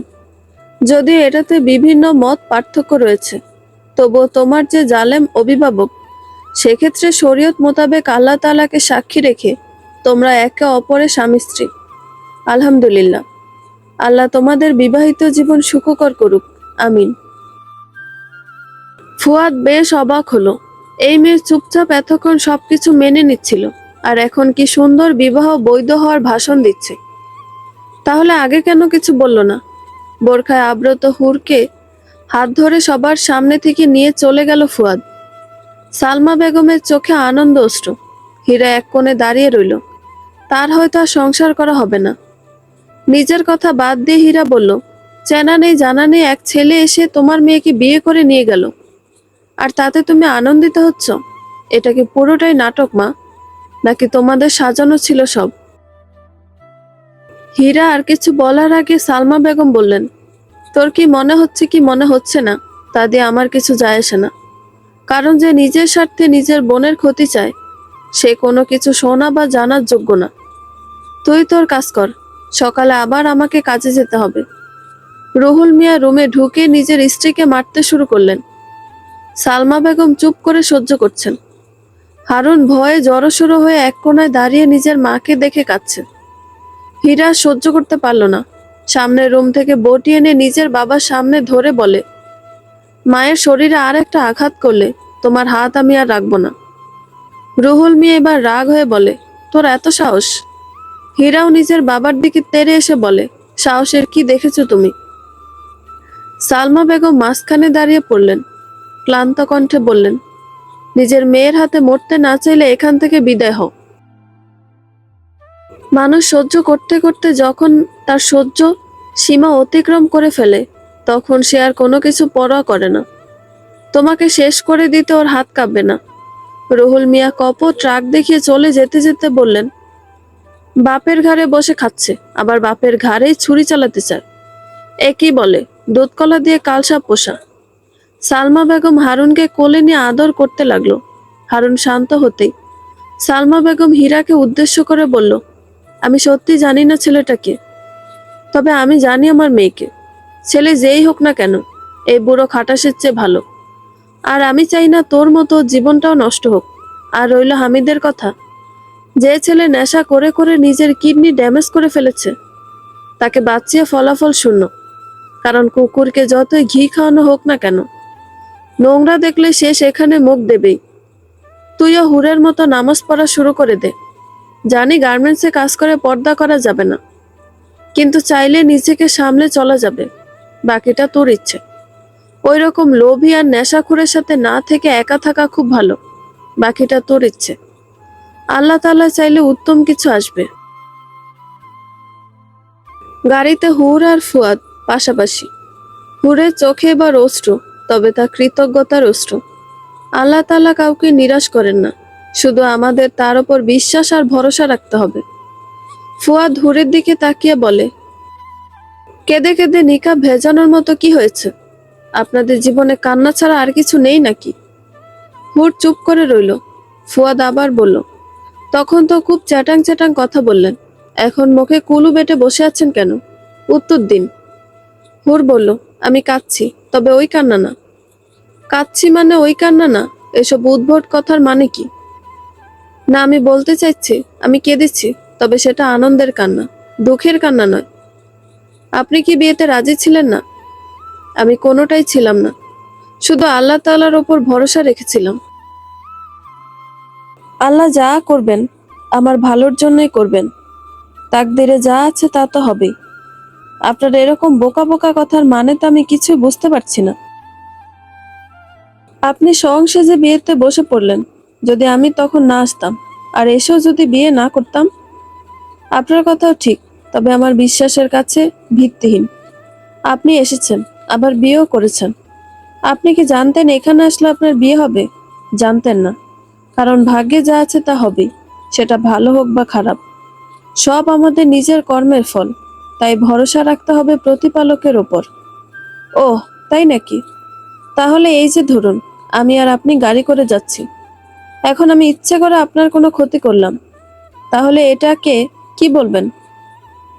আমার কি বলার আছে? আপনি তো বলে দিলেন আপনি ইচ্ছে করে করবেন, মানে হলো আপনি পরিকল্পনা করে তারপর করবেন। আর মানুষকে আল্লাহ তাআলা জ্ঞান দিয়েছে ভালো খারাপ বিবেচনা করার। আপনি যখন কোনো খারাপ কাজ করেন, তখন আপনি জানেন সেটা অন্যায়, মানে জেনেই অন্যায় করেন। তার মানে আমার কোনো ক্ষতি আপনি স্বইচ্ছেতে করলে আপনার পাপ হতো, আর তার দায়ভারও আপনার। কারণ আপনি দুনিয়াতে পাপ পুণ্য যেটাই করবেন, পরকালে সেটা শাস্তি অথবা পুরস্কার পাবেন। হুরের কথা শুনে ফুয়াদ ভাবতে লাগলো, কথা তো ঠিক বলেছে, কিন্তু একদিনের পরিচয় এত কথা কিভাবে বলছে? আচ্ছা, আপনার সাথে আমার তো এখনো পরিচয় হলোই না। জানি না, কবুল বলার পর থেকে নিজের মধ্যে কেমন একটা শক্তি আসলো। মনে হতে লাগলো এখন আর আমার নিজের কেউ আছে আমাকে আগলে রাখার। তোমার কি কোনো ভয় নেই? কার সাথে বিয়ে হলো, তার অতীত কি, এসব জেনে আমার কি? তবে বিয়ে যখন হয়েছে, তখন আপনার ভুল থাকলে তা শুধরে দেবার দায়িত্ব আমার। না, আমি তোমাকে স্ত্রী হিসেবে মর্যাদা দেব, আর না অধিকার। হুর ফুয়াদের কথা শুনে শব্দ করে হেসে ফেলল। ফুয়াদ ভ্রু কুঁচকে বলে, আমি হাসির কি বললাম? ফুয়াদের কথা যেন হুর শুনতেই পায়নি, হেসেই যাচ্ছে। ফুয়াদ কপট রাগ দেখিয়ে বলল, একদম হাসবে না বলে দিলাম। হুর হাসি বন্ধ করে বলে, আমি হাসবো, আপনি মানা করার কে? ফুয়াদ বলল, দেখো মেয়ে, একদম মুখে মুখে তর্ক করবে না। আমি কোথায় তর্ক করলাম? আপনি জোকস বলেছেন, আমি একটু জোকস শুনে হাসলাম। অন্য পুরুষের সাথে তো আর হাসিনি। আমি বললাম তোমাকে আমি স্ত্রী হিসেবে মেনে নিতে পারবো না, এখানে হাসির কি আছে? আপনি মানার না মানার কি? যখন উপর থেকে আমাদেরকে এক হওয়া দলিল দিয়ে দিয়েছে, তখন আপনি মানলেও আমি আপনার স্ত্রী, আর না মানলেও। কালিমা পড়ে সবাইকে সাক্ষী রেখে বিয়ে করেছেন আমায়, এখন বললেই হলো স্ত্রী হিসেবে মানি না? দেখো, বিয়ে করেছি মায়ের জন্য আর নূরের জন্য, নয়তো তোমাকে আমি কখনো বিয়ে করতাম না। সে আপনি যার জন্যই বিয়ে করেন, বিয়ে তো হয়েছে। দেখো, বাসায় তুমি আমার ওয়াইফ না, শুধু নূরের ম্যাম হিসেবে থাকবে। ও আচ্ছা, তা কোন ম্যাম? পার্মানেন্ট ছাত্রীর বাসায় থাকে? তুমি প্রচন্ড বিরক্তকর একটা মেয়ে। কই ভাবলাম একটা অসহায় মেয়েকে আমি রক্ষা করি, তুমি তো দেখছি বিচ্ছু। হুর তো ভিতরে ভিতরে প্রচুর ভয় পাচ্ছে, কিন্তু তা কিছুতেই ফুয়াদকে বুঝতে দেওয়া যাবে না। কারণ আলো বেগমের মুখে ফুয়াদের অনেক কথাই শুনেছে। আলো বেগম বলেছিলেন তার ছেলে নেশা করে, কারো কথা শোনে না, নিজের মন মতলবী, আর ভয় তো কাউকে পাই না। কিন্তু হুরকে শক্ত হতে হবে। ফুয়াদকে সঠিক পথে আনতে হলে ভয়কে জয় করতে হবে। এখন ভয় পেলে সবসময় ভয় পেয়ে থাকতে হবে। আদি এসে হুরের বাসায় উপস্থিত। তখন মাহতাব সাহেব রুহুল মিয়ার সাথে ঝামেলা করছেন। দু চারজন দরজার কাছে দাঁড়িয়ে তামাশা দেখছে। কেউ কোনো প্রতিবাদ করছে না। সবার বর্তমানে এমন অধপতন হয়েছে যে নিজের সামনে কাউকে মেরে ফেলতে দেখলো ভাবে তাকে মারছে মারুক, তাতে আমার কি? আমি মানে মানে বেঁচে থাকলে হয়। মানবতা যেন বিলীন হওয়ার পথে। আদিয়া ভেতরে ঢুকে দেখে মাহতাব সাহেব রুহুল মিয়াকে অকথ্য ভাষায় গালাগালি করছেন। এক পর্যায়ে রুহুল মিয়ার গায়ে হাত তোলার জন্য হাত ওঠাতে আদিয়া রেগে মাহতাব সাহেবের হাত ধরে বসলো। মাহতাব সাহেব আদিয়াকে দেখে আরো রেগে গেলেন। নিজের হাত ছাড়িয়ে নিয়ে বলে, তোর ভাই আমার মুখের সামনে থেকে খাবার কেড়ে নিয়েছে, সেই শাস্তি আমি তোকে দেব। এবার বিয়ে আমি তোকে করব। আদিয়া প্রচন্ড ছটফটামে। মাহতাব সাহেবের কথা শুনে আদিয়া সজোরে তার গালে ঠাস করে চর বসিয়ে দেয়। ঝাঁঝালো কণ্ঠে বলে, তোর মতো নর্দমার কীট আমি জীবনে দেখিনি। লজ্জা করলো না এই কথা বলতে? আদিয়া ঘরে তাকে ফুয়াদকে দেখতে না পেয়ে আর কথা না বাড়িয়ে চলে আসলো বাহিরে। সিএনজি ভাড়া করে নিয়ে এসেছিল। সিএনজিতে উঠে ড্রাইভারকে নিজের বাসার ঠিকানা বলে দিয়ে ঘৃণায় শরীর কেমন রি রি করছে। একটা মানুষ কতটা কলুষিত হলে এমন জঘন্য কথা বলতে পারে। মাহতাব সাহেব আদিয়ার পিছু পিছু আসে, কিন্তু ততক্ষণে আদিয়া তার নাগালের বাহিরে। হুর আর ফুয়াদ বাসায় আসতে আসতে প্রায় 12টা ছুঁই। ফুয়াদ সামনে হাঁটছে, হুর ফুয়াদের পিছনে হাঁটছে আর চিন্তা করছে কি থেকে কি হয়ে গেল। কিন্তু আমি কি এই মানুষটার সাথে মানিয়ে নিতে পারবো? এসব ভেবে হাঁটতে হাঁটতে হঠাৎ কিছুর সাথে সারি আটকে পড়ে যেতে নিলে ফুয়াদ হুরকে আগলে নেয়। এই প্রথম ফুয়াদ হুরের দিকে দৃষ্টি দিল, পা থেকে মাথা অবধি আবৃত করা। ফুয়াদ হুরকে দাঁড় করিয়ে দিয়ে বলে, যেটা পরে চলতে সমস্যা হয় সেটা পরেছো কেন? চোখ খুলে তারপর হাঁটো। হুর চোখের সামনে থেকে কাপড়ের আবরণ সরিয়ে ফেলল। এটা তো আগেই করা উচিত ছিল, নিজেই মনে মনে বলছে হুর। ততক্ষণে ফুয়াদ বাসার ভেতর চলে গিয়েছে। আলো বেগম হল রুমে পায়চারি করছিলেন। কি এমন হলো সেই চিন্তায় ব্যস্ত। এর মধ্যে ফুয়াদের গম্ভীর কণ্ঠ কানে আসলো। ফুয়াদ বলছে, দেখো, বিয়ে করতে বলেছো, বিয়ে করেছি। এবার তোমরা ওর সাথে কিভাবে ডিল করবে আমি জানি না, কিন্তু আমার লাইফে, আমার রুমে, আমার কোনো জিনিসে যেন ওই মেয়ে অধিকার দেখাতে না আসে। বলে বড় বড় পা ফেলে নিজের রুমে চলে আসে। ততক্ষণে হুরও ভেতরে এসেছে। ফুয়াদের কথা শুনে স্তব্ধ। মনে মনে বলে, অধিকার যখন পেয়েছি তখন তো অধিকার দেখাবই। আলো বেগম হুরের দিকে এগিয়ে এসে হুরকে উদ্দেশ্য করে বলে, কি রে বল, কি এমন হলো? আমার ছেলে তোকে বিয়ে করে নিয়ে আসলো। হুর বোরকা খুলে রাখলো। আলো বেগম হুরের দিকে তাকিয়ে আছেন। হুরের পরনে লাল বেনারসি, হালকা গহনা। আলো বেগম বুঝতেই পারছে না এসবের মানে কি। হুর আলো বেগমকে সব বুঝিয়ে বলা শুরু করলো। কথা শেষ হওয়ার আগে আদিয়া হুরকে কষিয়ে এক চড় মারে। হঠাৎ এমন হওয়াতে হুর ফ্লোরে ছিটকে পড়ে। আদিয়া হুরের সামনে দাঁড়িয়ে বলে, ছোট লোক, তোদের জন্য সমাজের উচ্চ পদস্থ মানুষের মস্তিষ্ক বিকৃত হয়। বড় লোক দেখলে আর হুঁশ থাকে না। আলো বেগম আদিয়াকে ধমক দিয়ে বলে, আদিয়া, তুমি জানো তুমি কার গায়ে হাত তুলছো? তোমার বড় ভাইয়ের বিয়ে করা বউ। আলো বেগম হুরকে উঠিয়ে বলে, যা মা, তুই নূরের রুমে যা, আমি তোর থেকে পরে সব শুনে নেব। হুর চলে গেল বিনা বাক্য বিনিময়ে। আলো বেগম বললেন, আমার ভাবতে অবাক লাগে, তুমি আমার মেয়ে, ভিতরে কোনো কিছু আছে তোমার? একটা মানুষের গায়ে এত সহজে হাত তুলে ফেললে। ভবিষ্যতে মানুষটার মুখোমুখি হবে কি করে? কথায় আছে, ভাবিয়া করিও কাজ, করিয়া ভাবিও না।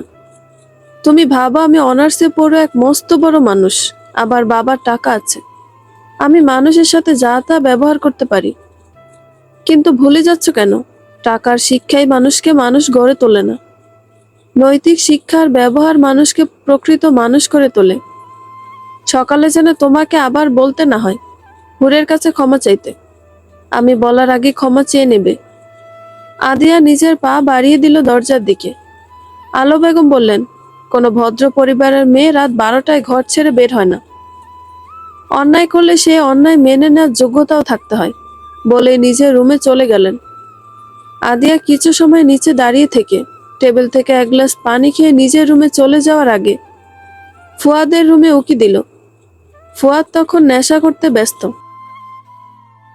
আদিয়া ফুয়াদের রুমে ঢুকে বলল, সারা রাত নেশায় বুঁদ থাকো, আর দিনের বেলা দা মহান ডক্টর ফুয়াদ সেজে মানুষকে ধোকা দাও। নিজের তো ক্লাস রাখুনি, এখন বিয়ে করে এনেছো একটা লো ক্লাস মেয়েকে। তোমাকে দেখলে আশ্চর্য হই। আরে ভাই, দুনিয়াতে এরকম কতজনের বউ পরকিয়া করে চলে যাচ্ছে, তাতে কি তারা তোমার মতো দেবদাস হয়ে ঘুরে বেড়ায়? আর এমনও তো না ওই বিয়ে থেকে তুমি প্রেম প্রীতি করে বিয়ে করেছো, পারিবারিকভাবে বিয়ে হয়েছে। ওই মেয়ে চলে গেছে, তার বিরহে বছরের পর বছর নেশা করে নিজেকে শেষ করে দেবে। ফুয়াদ গ্লাসের শেষ মদটুকু গলায় ঢেলে আদিয়ার দিকে রক্তচক্ষু নিয়ে তাকিয়ে বলে, আমার লাইফ, আমি যা খুশি তাই করব, তাতে তোর সমস্যা কোথায়? আর ওই মেয়েকে বিয়েটা আমি না করলে তোর শ্বশুর করতো, সেটা ভালো হতো? আদিয়া কিছু বলতে যেও চুপ করে রইল। জীবনে একটা জিনিসের জন্য তার ছোট হতে হয়। মাঝে মাঝে মনে হয় নাহিদকে ভালোবাসাটা জীবনের সবচেয়ে বড় ভুল। আদিয়া চলে গেল।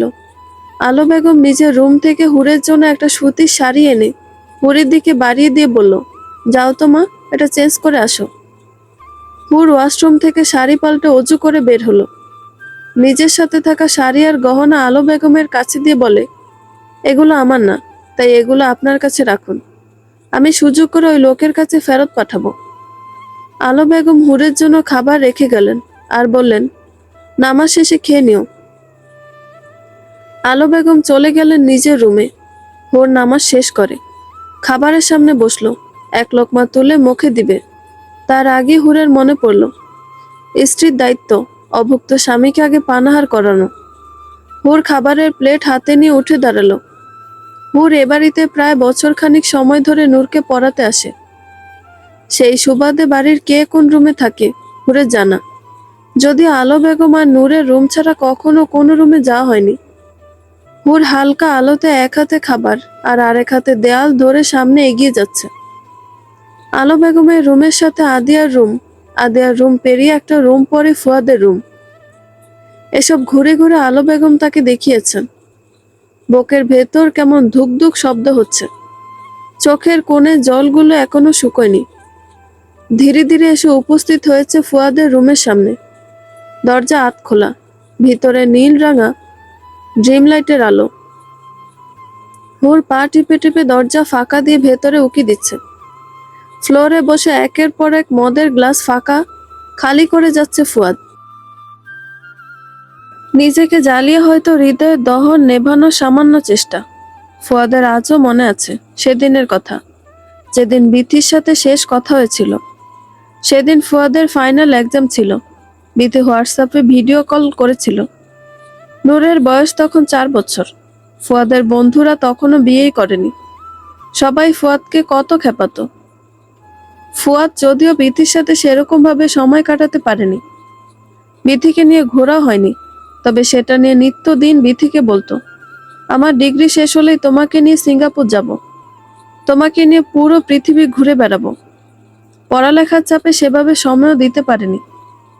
ফুয়াদ বিথিকে বলেছিল, আর 6 মাস, তারপরে আমি দেশে ফিরে আসব, ততদিনে আমার নূর মাও আরেকটু বড় হবে। বিথি ওকে সুন্দর হেসে হেসে কথা বলেছিল। তাহলে আমার অপেক্ষার অবসান ঘটলো তবে। আমার 4 বছরের সাধনা শেষ হতে চলল। কে বুঝেছিল সে হাসির আড়ালে কোন নোংরা প্ল্যানিং চলছিল। ফুয়াদ বলল, 4 বছরের বিনিময়ে তোমাকে আমি সারা জীবন ডাবল ভালোবাসা দেব। বিথি হেসে বলল, দেখা যাবে ডাক্তার সাহেব, এখন ছাড়ুন সেসব কথা, আমার লাখখানেক টাকা লাগবে। ঠিক আছে, আমি ম্যানেজারকে বলে দেব। এখন রাখি, পরীক্ষা দিতে যেতে হবে তো। এসব কথা ভাবতেই রাগে হাতে থাকা মদের গ্লাসটা শক্ত করে চেপে ধরে রেখেছে। নূর আবছা নীলা বালয় আড়ালে দাঁড়িয়ে সেসব দেখছে। মুহূর্তে গ্লাসটা ভেঙে কাচের টুকরোগুলো হাতে গেঁথে রইল, আর হাত থেকে তাজা রক্ত ঝরতে লাগলো। হুরের শরীর কেমন কেঁপে উঠল, ভয়ে দুপা পিছিয়ে গেল। পর মুহূর্তে মনে পড়ল আসিয়া রাদিয়াল্লাহু তো ফেরাউনের স্ত্রী ছিলেন, তবুও তিনি হাল ছাড়েননি। এত অত্যাচার সহ্য করে দিনের কথা বলে গেছেন। আর আমার স্বামী তো ফেরাউন না। আমি যদি তাকে দিনের পথে আনার চেষ্টা না করি, তাহলে জবাব তো আমাকে দিতে হবে। নূর দরজা ঠেলে ভেতরে প্রবেশ করলো। ফুয়াদ দরজার দিকে তাকালো।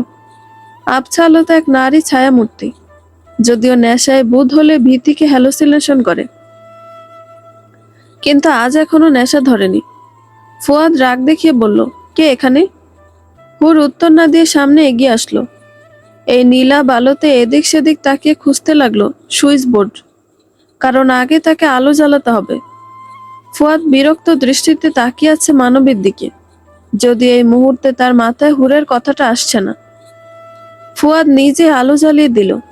প্রচন্ড ভয় হচ্ছে হুরের, তবুও সামান্য চেষ্টা করছে নিজেকে সামলে ফুয়াদের মুখোমুখি হতে। আলো জ্বলে উঠতেই চোখে চোখ পড়ল দুজনের। প্রথম দৃষ্টি বিনিময়। ফুয়াদ তাকালো হুরের দিকে, হুরও তাকালো, তবে সেই দৃষ্টি বেশি সময় স্থায়ী হলো না।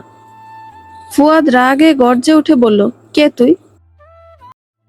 তোর সাহস কি করে হলো এই রুমে ঢোকার? হুর ভয় পেল, তা প্রকাশ করলো না।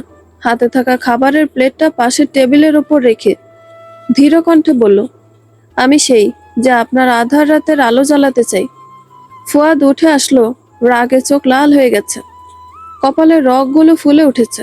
হাতের ব্যথার দিকে কোনো ভ্রুক্ষেপ নেই। হুরের সামনে এসে বলে, তোদের মতো মেয়েরা নিজের রূপের ফাঁদ ছাড়া আর কিছুই পারে না। হুর ফুয়াদের রাগকে উপেক্ষা করে নিজের হাত বাড়িয়ে ফুয়াদের হাত স্পর্শ করতে চাইল। ফুয়াদ হাত সরিয়ে নিয়ে বলে, এক্ষুনি বের না হলে ঘাড় ধাক্কা দিয়ে বের করে দেব। হুর নিজের মধ্যে কথা তৈরি করে সাহস জুগিয়ে বলল, বিয়ে যখন করে নিয়ে এসেছেন, তখন আর বের করে দেওয়ার অধিকার আপনার নেই। এখন আপনি সহ আপনার সব জিনিসের উপর আমার অধিকার আছে। আর হুর নিজের অধিকার আদায় করে নিতে জানে। ফুয়াদের মাথায় আসলো মেয়েটাকে, তবুও বলল, দেখো, বিয়ে করে এনেছি তাই বলে মাথায় চড়ে বসবে না। ভালোই ভালো রুম থেকে বের হয়ে যাও, আমাকে খারাপ হতে বাধ্য করবে না। হুর বলল, আচ্ছা আমি চলে যাব, তবে আমার কথা আপনাকে শুনতে হবে। আমি বলবো, আপনি শুনবেন। মানা না মানা আপনার কাছে। আর যদি বলেন শুনবেন না, তবে হুরও এক পা নড়বে না। ফুয়াদ ভাবল, রাতের বেলা সিন ক্রিয়েট না করে শুনে নেওয়া ভালো। ফুয়াদ বলল, তোমার কথা শেষ হতে বেরিয়ে যাবে, এক মুহূর্ত দেরি করবে না। হুর সম্মতি জানালো। ফুয়াদ ওয়াশরুমে চলে আসলো, নিজের হাত ক্লিন করে চোখে মুখে পানি দিয়ে বের হলো। খাটের এপাশে হুর বসা, ওপাশে ফুয়াদ বসা। ফুয়াদের পরনে 3/4 প্যান্ট আর টি শার্ট, হালকা চাপদারি। হুর এক পলক ফুয়াদের দিকে তাকিয়ে দৃষ্টি সরিয়ে নিল। হুরের চোখ ঝাপসা হয়ে এলো, চোখের জলে চোখ ভরে উঠল। ফুয়াদ সেদিকে ভ্রুক্ষেপ না করে বলল, কি বলবে তাড়াতাড়ি বলো। হুর নিজের মধ্যে কথাগুলো সাজিয়ে নিচ্ছে। হুর বলল, আপনাকে জ্ঞান দেওয়ার মতো জ্ঞান আমার নেই, কারণ আপনি সম্পূর্ণ বিবেক বুদ্ধি সম্পন্ন প্রাপ্তবয়স্ক একজন মানুষ। তবুও ছোট একটা কথা বলবো, আর আমার কথা শেষ না হওয়া পর্যন্ত আপনি কোনো কথা বলবেন না। হুর বলা শুরু করলো, কোরআনে আল্লাহ তাআলা বলেছেন, হে মুমিনগণ, মদ, জুয়া, মূর্তি পূজার বেদী ও ভাগ্য নির্ণায়ক স্বর ঘৃণ্য বস্তু, শয়তানের কাজ। সুতরাং তোমরা ওটা বর্জন করো, যাতে তোমরা সফলকাম হতে পারো। আল মাইদা 90 নম্বর আয়াত। রাসূল সাল্লাল্লাহু আলাইহি সাল্লাম বলেছেন, তোমরা মদ্যপান করবে না, কেননা তা সকল খারাপ কাজের চাবিকাঠি। আমার মনে হয় না আপনি এসব জানেন না, আর যে জানে তাকে জানানোর কেউ নেই। সে বুঝেই ভুল করে। আর রইল স্বাস্থ্যের কথা, সেটা আমার চেয়ে আপনি ভালো জানেন শতগুণ। শুধু এতটুকু বলবো, যেভাবেই হোক আমাকে আপনার সাথে জড়িয়ে ফেলেছেন, আর এসব বলা আমার দায়িত্ব। আপনার অতীতে কি হয়েছে আমি জানি না, কিন্তু সে অতীত আগলে ভবিষ্যৎকে নষ্ট করা বোকামি বই কিছুই না। হুরের চোখ থেকে অশ্রু গড়িয়ে পড়ছে। কখনো ভাবতে পারেনি একজন নেশাখোরের সাথে তার জীবন জড়িয়ে যাবে। হুর চুপ করতেই ফুয়াদ বলল, তোমার বলা শেষ হলে তুমি যেতে পারো। হুর উঠে চলে আসার জন্য পা বাড়াতে ফুয়াদ বলল, খাবার নিয়ে যাও, খেয়ে ঘুমিয়ে পড়ো। হুর শাড়ির আঁচলে চোখ মুছে নিয়ে বলল, আপনি খেলেই আমি খাবো। কথাটা শুনে ফুয়াদের রাগ তরতর করে বেড়ে গেল। তবুও নিজের রাগ নিয়ন্ত্রণ করে বলল, তোমার সাথে আমার এমন কোনো সম্পর্ক নেই যে আমি না খেলে তুমি খেতে পারবে না। হুর নিম্ন স্বরে বলল, যে মুহূর্তে আপনি আমাকে স্ত্রী হিসেবে গ্রহণ করেছেন সেই মুহূর্ত থেকে এটা আমার দায়িত্ব। ফুয়াদ হাত মুষ্টিবদ্ধ করে নিজের রাগ নিয়ন্ত্রণ করে বলল, এখানে 1 প্লেট খাবার, কিভাবে খাবো? আমি এক সাইড থেকে খেয়ে নিচ্ছি, বাকিটা তুমি খেয়ে নেবে। পারবে নাকি ঝুটা খেতে পারবে না? হুর বলল, স্বামী স্ত্রী 1 প্লেটে খাওয়া সুন্নত, আর আপনার রেখে দেওয়া খাবার খেতে আমার কোনো সমস্যা হবে না। ফুয়াদ আর কোনো কথা বলে না। 2-3 লোকমা খাবার খেয়ে প্লেটটা হুরের দিকে বাড়িয়ে দিল। হুর প্লেট হাতে নিতে ফুয়াদ বলল, এখানে বসে খেয়ে নাও। হুর ওয়াশরুম থেকে হাত ধুয়ে খাবার খেয়ে চলে আসলো। ঘুম আর তার চোখে নেই। জায়নামাজ পেতে সেখানে দাঁড়িয়ে 2 রাকাত সালাতুল হাজতের নামাজ আদায় করে আল্লাহ তাআলার কাছে মোনাজাত ধরল। মোনাজাত শেষ করে নূরের পাশে শুয়ে পড়ল। মনে হাজার চিন্তা, কি হয়ে গেল এটা? এখন প্রতিনিয়ত লড়াই করতে হবে স্বামী নামক মানুষটাকে সঠিক পথে আনার জন্য। এসব ভাবতে ভাবতে ঘুমে তলিয়ে গেল হুর। হঠাৎ কারো চিৎকার চেঁচামেচিতে ঘুম ভেঙে গেল হুরের। রাতে হুরের ঘুমোতে ঘুমোতে প্রায় ফজরের নামাজের সময় হয়ে গিয়েছিল, তাই নামাজ পড়েই ঘুমিয়ে পড়েছিল। যদিও বাসায় থাকলে হুর প্রতিদিন ফজরের নামাজ পড়ে সূরা ইয়াসিন, সূরা আর রহমান তিলাওয়াত করত। আজ আর সেসব না করে শুয়ে পড়ল। বিধ্বস্ত হৃদয়ে কোনো আশার আলো দেখতে পাচ্ছে না হুর। তবু আল্লাহ তাআলার ওপর ভরসা করে সামান্য চেষ্টা করা। নানা রকম ভাবনা চিন্তা করতে করতে গভীর ঘুমে তলিয়ে যাওয়ার আগে হুর ঘুমের দোয়া পড়ে, হে আল্লাহ, আমি আপনারই নামে মৃত্যুবরণ করব এবং আপনার নামের সাথে জাগ্রত হব। ডান কাত হয়ে জিকির করতে করতে ঘুমিয়ে পড়েছিল হুর। সকালে হঠাৎ এত চিৎকার চেঁচামেচি শুনে ধরফরিয়ে হঠাৎ করে আশেপাশে তাকিয়ে বেশ অবাক হয়। পর মুহূর্তে মনে পড়ে জীবনের নতুন অধ্যায়ের কথা। প্রচন্ড আওয়াজ শুনে হুর শাড়ি ঠিক করে নিচের দিকে আসতে নিয়েও থেমে যায়। সে তো পর্দা করে, তাহলে কে না কে এসেছে, এভাবে তো যাওয়া যাবে না। হুর দরজায় দাঁড়িয়ে রইল। কি হচ্ছে কিছুই বুঝতে পারছে না। নূর সকাল 8টায় স্কুলে চলে গিয়েছে, এখন বাজে প্রায় 11টা। হুর মনে মনে পড়ছে, আল্লাহর সাহায্যে বিজয় নিকটবর্তী, যেতেও পারছে না। যদি গায়ের মাহারাম পুরুষ থাকে এই ভয়। সকাল সকাল পুলিশ নিয়ে হাজির হয়েছে মাহতাব সাহেব। চিৎকার চেঁচামেচি করে বাড়ি মাথায় তুলে ফেলছে। নাহিদ আর ফুয়াদ সকাল 8টায় বের হয়েছে হসপিটালের উদ্দেশ্যে। আলো বেগম মাহতাব সাহেবকে বললেন, এটা ভদ্রলোকের বাসা, এভাবে চিৎকার করবেন না। মাহতাব সাহেব বিশ্রীভাবে বলল, আমার বউ আমাকে ফেরত দিয়ে দিতে বলেন আপনার ছেলেকে, আমি চলে যাব। আমার ছেলে আপনার মতো না, তাই মুখ সামলে কথা বলুন। নিজের ছেলের বয়সে একজনের বউকে নিয়ে টানাটানি করবেন না। রাখুন আপনার নীতি কথা। আপনার ছেলে আমার মুখের সামনে থেকে খাবার কেড়ে নিয়ে এসেছে, আবার বলছে টানাটানি করবেন না। আদিয়া সিঁড়ি দিয়ে নামতে নামতে বলে, আপনার খাবার যে কেড়ে নিয়ে এসেছে তার প্রমাণ কি? এক পাখি হাতছাড়া হয়েছে তাতে কি? আমি তোমাকে বন্দি করব। আদিয়া পুলিশের উদ্দেশ্য করে বলল, আপনারা এই নোংরা লোকের কথায় আমাদের বাসায় কেন এসেছেন? ম্যাম, ডক্টর ফুয়াদের নামে তিনি প্রতারণার মামলা করেছে, তাই আমরা আমাদের ডিউটি পালন করতে এসেছি। তা ডিউটি পালন করতে আপনার পকেটে কত টাকা পড়েছে? দেখুন, আপনি লিমিট ক্রস করছেন।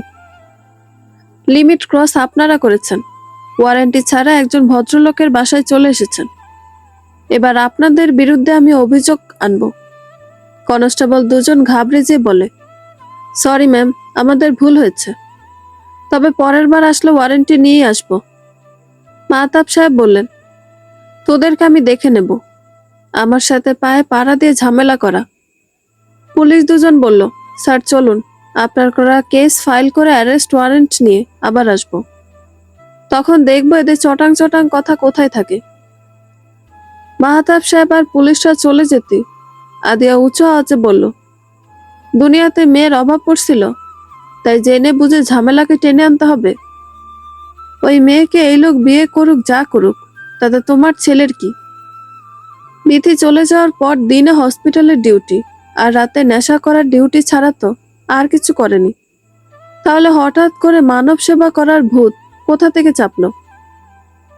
ওর পেশাই মানব সেবা করা।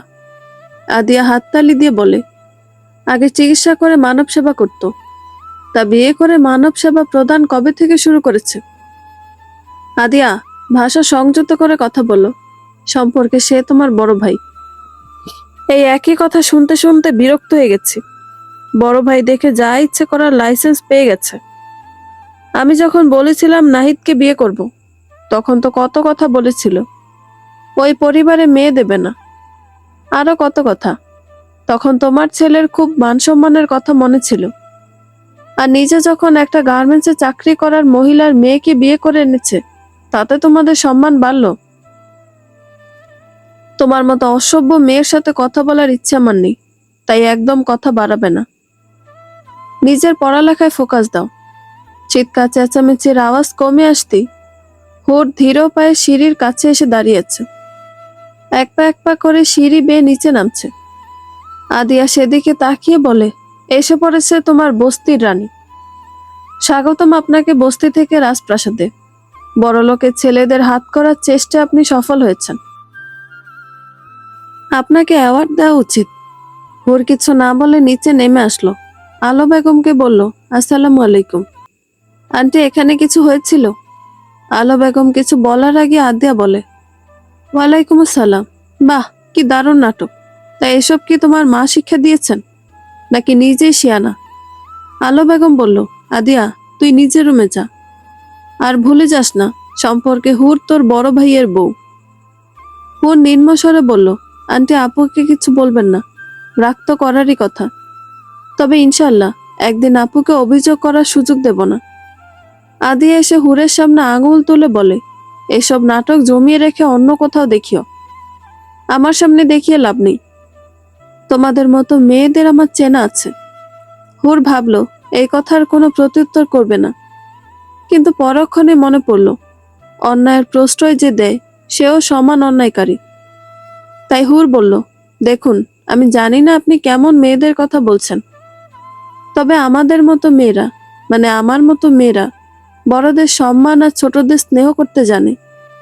আমাদের পেটে ভাত কম থাকলেও আমাদের সম্মান, আমাদের আত্মমর্যাদা সবার আগে। আর আমার বয়স যাই হোক না কেন, সম্পর্কে আমি আপনার বড় ভাবি। কাউকে সম্মান দিলে সম্মান কমে না, বেড়ে যায়। আর রাসূল সাল্লাল্লাহু আলাইহি সাল্লাম বলেছেন, প্রকৃত মুসলমান ওই ব্যক্তি যার হাত এবং জবানের দ্বারা অপর মুসলমান শান্তি পায়।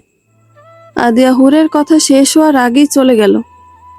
আলো বেগম হুরের মাথায় হাত দিয়ে বলে, মা, তুই কিছু মনে করিস না, মেয়েটাকে মানুষ করতে পারিনি, তবে তুই অন্যায়ের প্রতিবাদ করার চেষ্টা করছিস, তাতে আমি ভীষণ খুশি। এবার আয় তো, খেতে বসি। সেই কখন থেকে তো জাগ্রত হওয়ার অপেক্ষায় ছিলাম। ফুয়াদ আর সালমা বেগম সামনাসামনি বসে আছে। ফুয়াদ বলল, আপনি একটু বসুন, আমি আসছি। ফুয়াদ বের হয়ে নাহিদের কেবিনে আসলো। নাহিদ রোগী দেখায় ব্যস্ত। হাতের রোগী দুটোকে দেখে নাহিদ বলল, কি রে, কি হয়েছে? আচ্ছা, শাশুড়িকে কি বলে ডাকবো? নাহিদ হেসে বলে, শেষমেশ ডক্টর রুবাকে বিয়ে করতে রাজি হলি? তুই হয়তো জানিস না, আমি বিয়ে আগামীকাল রাতেই করেছি। রাতেই বিয়ে করেছিস মানে? এত অবাক হওয়ার কিছু নেই, সেসব অনেক কথা। এবার বল, শাশুড়িকে কি বলে ডাকবো? আগে কি ডাকতি? ফুয়াদ আর কোনো কথা না বলে বের হয়ে গেল নাহিদের কেবিন থেকে। ছোটবেলা থেকে ফুয়াদ বিথির আম্মুকে আম্মি ডাকতো। 2 বোনের এক ছেলে ছিল ফুয়াদ। বিথিরা 3 বোন, ভাই নেই, তাই রেহানা বেগম ফুয়াদকে নিজের ছেলের মতো আদর করত। আজ কত বছর আম্মি বলে ডাকা হয় না। বুকে হালকা চিনচিন ব্যথা অনুভব করছে ফুয়াদের। মনটা ভীষণ খারাপ করে আবার ফিরে আসলো সালমা বেগমের কাছে। তার সাথে কথা বলে কিছু কাগজ বাড়ি দিয়ে বলে, এখানে আপনার সিগনেচার অথবা টিপসই দিয়ে দিন। সালমা বেগম হাতে কলম নিতেই রুহুল সাহেব এসে বলে, না, এটা আমি কিছুতে হতে দেব না। তোমার হাতে কখনো আমি আমার ছেলেকে তুলে দেব না। তুমি আমার ছেলেকে হত্যা করে ফেলবে। ফুয়াদ শান্ত গলায় বলল, আপনি সিগনেচারটা করুন। আপনার ছেলের কিডনি ইমিডিয়েটলি চেঞ্জ করতে হবে। একজন তার কিডনি দান করেছে। সালমা বেগম সিগনেচার করে দিল। রুহুল মিয়া সাথে সাথে সালমা বেগমের চুলের মুঠি ধরতে চাইলে ফুয়াদ রুহুল মিয়ার হাত শক্ত করে ধরে বলে, নিজের সম্মান বজায় রাখতে চাইলে এখান থেকে বের হয়ে যান। এটা হসপিটাল, আপনার বাসা না। রুহুল মিয়া চলে গেল। সালমা বেগম লজ্জায় মাথা নিচু করে রাখলেন। বের হয়ে যাওয়ার আগে অস্পষ্ট স্বরে বলে গেলেন, বাবা, এখন উপরে আল্লাহর উপর ভরসা। তিনি তোমার উসিলায় ছেলেটার মুখের দিকে যদি চান। বলেই বের হয়ে গেল। ফুয়াদ চেয়ারে হেলান দিয়ে বসে চোখ বন্ধ করে রাখলো। ভালোই চলছিল জীবন, হুট করে আবার সব কেমন এলোমেলো হয়ে যাচ্ছে। নাহিদ এসে পাশের চেয়ারে বসতে বসতে বলে, কিরে, 2:20 বাজে, বাসায় ফিরবি না? তোর কি আজ কোনো ওটি আছে? ফুয়াদ বলল, কি যে করছি কিছুই বুঝতে পারছি না। কি হয়েছে সেটা আগে বল। চল বাহিরে কোথাও বসি। একটা কল করে ক্যাফেটেরিয়াতে একটা টেবিল বুক করা। দুজনের কথার মাঝে ডাক্তার রুবা 3 কাপ কফি এনে নিজে একটা রেখে বাকি দুটো দুজনের দিকে বাড়িয়ে দিয়ে বলে, হ্যাং আউট করে নিন, তারপর বের হন। রোগী দেখতে দেখতে অবশ্যই মাথা হ্যাং হয়ে আছে। ফুয়াদ কিছু বলবে তার আগে নাহিদ বলে, মিস রুবা, আপনি এখনো যাননি? না ডক্টর নাহিদ, আজকে সানজিদা ম্যাডামের ডিউটি, আমি পালন করব। কিন্তু আপনারা এখনো কি করছেন? ফুয়াদ উঠে দাঁড়িয়ে বলে, এই তো চলেই যাচ্ছি, বলেই বের হয়ে যায়। নাহিদ বলে, ধন্যবাদ মিস রুবা, আর সরি কফিটা খেতে পারলাম না তাই। It's okay. নাহিদ আর ফুয়াদ কর্নারের একটা টেবিলে বসে আছে। লাঞ্চ টাইম, তাই বাঙালি খাবার অর্ডার করে দুজনে বসে পড়ল। নাহিদ বলল, এবার বল। কাল রাতে আমি গিয়েছিলাম নূরের আরবি ম্যামের বাসায়। ওই যে প্যাকেট হয়ে থাকে ওই মেয়েটা, যার কথা নূর বলতেই থাকে। ওই মেয়েটাই। কিন্তু সেখানে যে দেখি তোর বাবা মেয়েটাকে বিয়ে করছে। এটা দেখে আমি প্রতিবাদ করতেই সে তেড়ে আসলো আমার দিকে। পরে উপায় না পেয়ে নিজে বিয়ে করে নিয়ে এসেছি। তার কারণ মা মেয়েটাকে আমার জন্য আগেই পছন্দ করেছে। তার চেয়ে বড় কথা, নূরের সাথে কত মিশে, কি সুন্দর ভালো শিক্ষা দেয়। আমি চাই আমার মেয়েটা একটা ভালো সঙ্গী পাক, আর সেটা ওই মেয়ের চেয়ে ভালো কেউ হতে পারবে না। নাহিদ বলল, তুই একদম ভালো কাজ করেছিস, কিন্তু তোকে আরো একটা ভালো কাজ করতে হবে। সেটা আবার কি? আমি সব কাগজপত্র জমা দিয়েছি, যুক্তরাষ্ট্রে চলে যাব। তোর বোনটাকে একটা ভালো ছেলে দেখে বিয়ে দিয়ে দিস, আমার সাথে তোদের যাবে না। ফুয়াদ কথাটার উত্তর না দিয়ে বলে, খাবার চলে এসেছে, চল আগে খেয়ে নি। খাবার শেষ করে বের হয়ে পড়লো যে যার গন্তব্যে। হুর সবার জন্য খাবার তৈরি করলো। নূর এসে হুরকে বলল, ম্যাম, তুমি কি এখন থেকে আমাদের বাসায় থাকবে? হুর মুস্কি এসে বলল, আমি যদি থাকি তাহলে কি তুমি খুশি হবে? নূর আনন্দিত হয়ে বলল, হ্যাঁ, এতগুলা খুশি হবে। হুর নূরকে চেয়ারে বসিয়ে দিল। প্লেটে খাবার বেড়ে নিয়ে নিজের হাত ধুয়ে নূরের মুখে খাবারের লোকমা তুলে দেওয়ার আগে বলল, খাবারের সুন্নতগুলো মনে আছে তো? ঠিক মনে আছে। বিসমিল্লাহ বলে ডান দিক থেকে খাবার খাওয়া শুরু করতে হবে। এই তো ভালো মেয়ে আমার। এবার বিসমিল্লাহ বলে হা করো তো। নূর বলল, আমি তোমার মেয়ে কিভাবে? আমি কি বলেছিলাম নূর মনে নেই? ও হ্যাঁ, বড়দের কথার পিঠে প্রশ্ন করা যাবে না। ফুয়াদ সে কখন থেকে এসে দরজায় দাঁড়িয়ে হেলান দিয়ে নূর আর হুরের কাণ্ড দেখছে। মনে মনে ভাবছে, আজ এইখানে তোমার থাকার কথা ছিল বিথি। কেউ কি ভাবে এত কিউট একটা নিষ্পাপ বাচ্চাকে রেখে চলে যেতে পারে? তোমার মধ্যে কি একটু মমতা ছিল না? সন্তানের জন্য মা নাকি সব করতে পারে, আর তুমি সেই সন্তানকে মৃত্যুর মুখে ফেলে রেখে চলে গেছো। কিভাবে পারলে? তোমাকে তো এই প্রশ্নের উত্তর দিতেই হবে। আলো বেগম বললেন, তুই কি দরজায় দাঁড়িয়ে থাকবি নাকি ভেতরে আসবি? ফুয়াদ সোজা চলে গেল নিজের রুমে। হুর নূরকে খাইয়ে দিয়ে আলো বেগমকে খাবার বেড়ে দিতে চাইলে আলো বেগম বলেন, আমি খাবার বেড়ে খাচ্ছি, তুই বরং ছেলেটার জন্য এক গ্লাস ফ্রেশ জুস নিয়ে যা। দেখ কোনোভাবে ছাইপাশ গেলানো বন্ধ করতে পারিস কিনা। হুর জুস নিয়ে ফুয়াদের ঘরে প্রবেশ করলো অনুমতি ছাড়াই। বেডসাইড টেবিলে জুস রেখে ফুয়াদকে খুঁজতে লাগলো। এমন সময় একটা তোয়ালে পেঁচে ওয়াশরুম থেকে বের হলো ফুয়াদ। হুর এক পলক তাকিয়ে চোখ সরিয়ে নিতে যেও নিল না, বরং পূর্ণ দৃষ্টিতে ফুয়াদের দিকে তাকিয়ে রইল। ফুয়াদ লজ্জা পেয়ে ড্রেস নিয়ে আবার ওয়াশরুমে চলে গেল। হুর দাঁড়িয়ে দাঁড়িয়ে হাসছে। ফুয়াদ চেঞ্জ করে বের হয়ে বলে, এই বয়সে ভারী নির্লজ্জ হয়েছ তো। আমি নির্লজ্জ? কি করলাম শুনি? এভাবে একটা অপরিচিত পুরুষের দিকে তাকিয়ে আছো? ছি, নাউজুবিল্লাহ। আমি আর অপরিচিত পুরুষের দিকে তাকিয়ে থাকা? তো কিছু সময় পূর্বে কি করছিলে?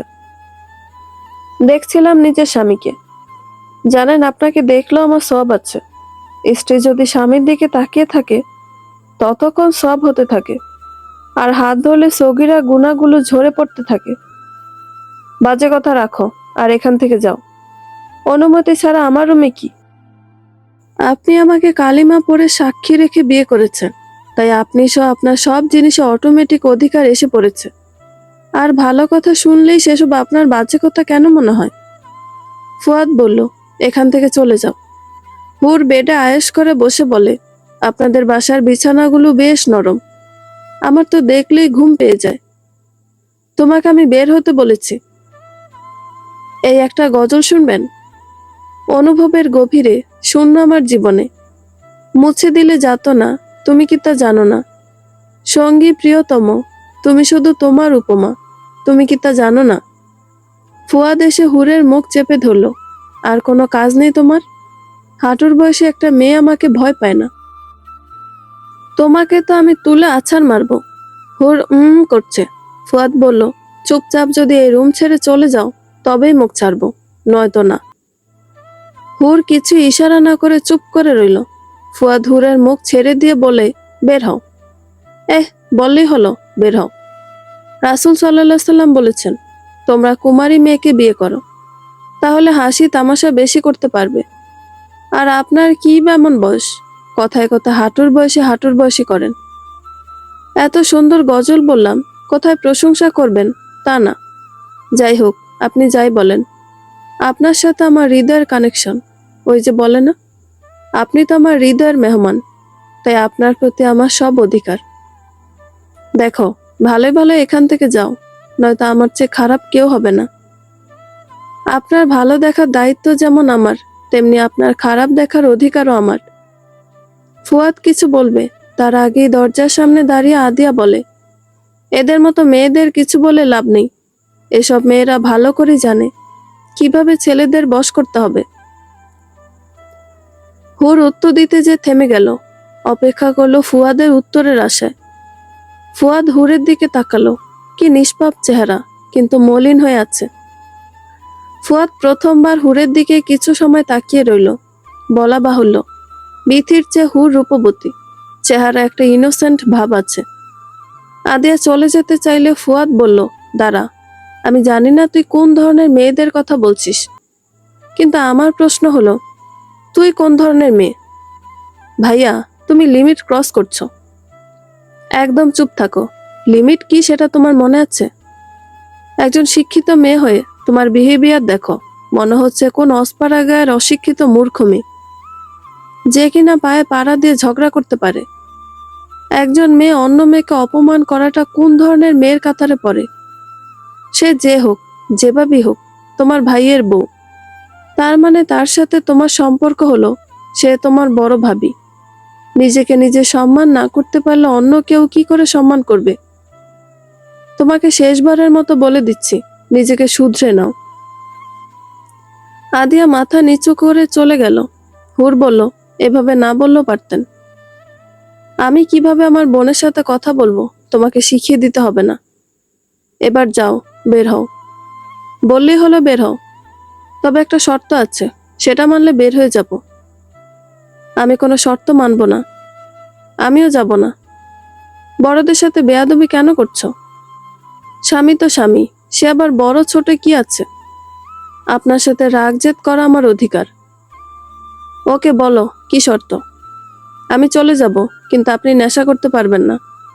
আর যাওয়ার আগে আপনার সাথে মুয়ানাকা করব। কি করবে? মুয়ানাকা? সেটা আবার কি? আরে ডাক্তার মশাই, মুয়ানাকা হলো ভালোবাসা বৃদ্ধির ইসলামী মাধ্যম। যেখানে ভালোবাসাই নেই, সেখানে বৃদ্ধি হবে কোথা থেকে? নেই তো কি, হতে কতক্ষণ? দেখো, আমার দ্বারা এসব হবে না, তাই চলে যাও না। মুয়ানাকা না করে যাব না। ফুয়াদ হুরের হাত ধরল। হুরকে টানতে টানতে দরজা পর্যন্ত নিয়ে আসতেই হুর হুট করে ফুয়াদকে জড়িয়ে ধরে বলে, আল্লাহ পাক আমাদের মধ্যে আল্লাহর ওয়াস্তে পরস্পর মোহাব্বত ও ভালোবাসা বৃদ্ধি করে দিন। ফুয়াদ হুরকে ছাড়িয়ে দরজা দিয়ে বের করে দিয়ে দরজা বন্ধ করে দিল। হুর দরজার পাশে দাঁড়িয়ে বলে, আমাদের মধ্যে ভালোবাসা শুরু হয়ে গেছে, এবার দেখি কোথায় পালান। ফুয়াদ বলল, মেয়েরা হলো ছলনাময়ী, আর কারো ছলনার মায়ায় আবদ্ধ হব না। আমার জীবনে কোনো নারীর প্রয়োজন নেই। যে নারী স্বামীর অনুপস্থিতিতে পরপুরুষের সাথে সখ্যতা গড়ে তোলে, এই মায়ার জড়াবো না। হুর নূরের রুমে এসে নূরকে কোলে নিয়ে বলে, কি করে আমার আম্মুটা? ম্যাম, তুমি কি এখন আমার মা? কোনটা হলে খুশি হবে? মা হলে খুশি হতাম, কিন্তু মারা তো পচা হয়। তাহলে তুমি আমাকে ঘুম পাড়িয়ে রেখে চলে যাবে? সব মা পচা হয় না মিষ্টি বাচ্চা। যেমন ধরো, আমি আজ থেকে তোমার ভালো মা। তুমি আবার চলে যাবে না তো? না, আমি আমার মিষ্টি বাচ্চাকে রেখে কোথাও যাব না। নূর হুরকে মা বলে জড়িয়ে ধরল। হুরও নিজের মেয়ের মতো নূরকে নিজের সাথে জড়িয়ে নিল। আলো বেগম আড়ালে দাঁড়িয়ে দেখলেন, তার দু চোখ ভরে উঠল আনন্দ অশ্রুতে। কত শখ করে নিজের বোনের মেয়েকে নিজের একমাত্র ছেলের বউ করে এনেছিলেন। সবকিছু শেষ করে মেয়েটা কিভাবে চলে গেল। নিজের বোনের সাথেও যোগাযোগ নেই 4 বছরের বেশি সময় ধরে। আর একটা মেয়ে কয়েক দিনই কেমন সবাইকে নিজের করে নিচ্ছে। আলো বেগম চোখ মুছে ফুয়াদের দরজায় কড়া নাড়লেন। ফুয়াদ রাগী স্বরে বলল, এবার কিন্তু খারাপ হয়ে যাবে বলে দিলাম। বাবা, আমি, দরজাটা খোল। ফুয়াদ কোনো মতে দরজা খুলে বলে, তুমি? আমি ভাবলাম ওই বিচ্ছু মেয়েটা। এসব কি কথা ফুয়াদ? মেয়েটা কত ভালো, এরকম একটা বৌমাই তো চেয়েছিলাম।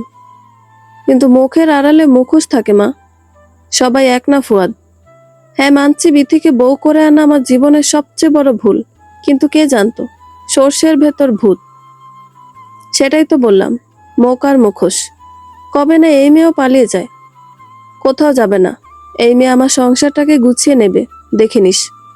শোন বাবা, বলছিলাম কি, মেয়েটাকে একটা সুযোগ দে তোর স্ত্রী হওয়ার। ওর জ্ঞান আর বুদ্ধিমত্তা আমাকে মুগ্ধ করে বারবার। কেন জানি নতুন করে সব ভাবতে ইচ্ছে করছে। ভুলে যা বাবা অতীতের গ্লানি, শুরু কর এক নতুন জীবন। ফুয়াদ শান্ত কণ্ঠে বলল, আমি ভেবে দেখব বিষয়টা। আচ্ছা মা, তোমার নাহিদকে কেমন লাগে? নাহিদ ছেলেটাকে আমার পছন্দ, তবে আমার নিজের মেয়েটাকে পছন্দ হচ্ছে না। কেমন উগ্র হয়ে যাচ্ছে দিন দিন। নাহিদ অন্য দেশে চলে যেতে চাইছে। তবে আমার মনে হয় আদিয়াকে আগে নিজেকে শুধরে নিতে হবে। তুমি ওর সাথে কথা বলে দেখো। আলো বেগম চলে আসলেন। ফুয়াদ রেডি হয়ে নূরের রুমে আসলো। নূর আর হুর দুজন দুজনকে জড়িয়ে ঘুমিয়ে আছে। দুজনকেই বড্ড আদরে লাগছে। হুরের মাথায় ওড়না নেই, চুলগুলো এলোমেলো হয়ে আছে। বেশি বড় না হুরের চুলগুলো। ধীর পায়ে সামনে এগিয়ে নূরের কপালে চুমু দিতে যে ফুয়াদের খোঁচা খোঁচা দাড়ি লাগলো হুরের কোমল গালে। হুর হাত দিয়ে সরিয়ে দিতে চাইলে নিজের অজান্তেই হাত যেয়ে পড়ল ফুয়াদের গালে। ফুয়াদের কেমন একটা অদ্ভুত অনুভূতি হলো। দ্রুত সরে আসলো। বুকে হাত রেখে বলে, বাপ রে, এই মেয়ে জাদু জানে নাকি? সত্যি কি ভালোবাসা শুরু হচ্ছে? আবার নিজেই নিজেকে বলছে, তুইও পাগল হয়েছিস মেয়েটার সাথে। পকেট থেকে চকলেট বের করে টেবিলে রেখে চলে গেল। সন্ধ্যা 7টা থেকে 9টা অবধি চেম্বারে বসে ফুয়াদ। গন্তব্য এখন ঝালকুড়ি মমতা ক্লিনিক। রেহানা বেগম আর বিথি বসে আছে মুখোমুখি। রেহানা বেগম রাগ নিয়ে বললেন, এ বাড়িতে তুমি কেন এসেছো? মান সম্মান শেষ করেও শান্তি হওনি? কান্না ভেজা কণ্ঠে বিথি বলল, মা এভাবে কেন বলছো? আমি আর কোথায় যাব? যার জন্য সব ছেড়েছ, তোমার সেই প্রেমিকের কাছে। মা, সে আমাকে আরো 1 বছর আগে ছেড়ে দিয়েছে। আমার ছেলেটা এখন বাবার আদর থেকে বঞ্চিত। যে মেয়ে নিজের জন্ম দেওয়া বাচ্চা মেয়েকে ঘুমের ওষুধ খাইয়ে মৃত্যুর মুখে ফেলে রেখে চলে যেতে পারে, সে আবার সন্তানের জন্য কাঁদে? এসব নাটক অন্য কোথাও যেয়ে দেখাও। মা, আজকে আমাকে আর ফিরিয়ে দিও না। আমি আমার ভুল বুঝতে পেরেছি। ভুল বোঝার একটা সময় থাকে, সে সময় তুমি কবে হারিয়ে ফেলেছ। তুমি যা করেছো সে পাপের শাস্তি পেয়েছ। যাও আবার ভিক্ষা করো, নয়তো গার্মেন্টসে চাকরি করো। যা খুশি করো, আমার চোখের সামনে থেকে যাও। বিথি নিজের 8 মাসের বাবুটাকে রেহানা বেগমের পায়ের কাছে রেখে বলে, মা, এই নিষ্পাপ বাচ্চাটার মুখের দিকে চেয়ে আমাকে একটু আশ্রয় দাও।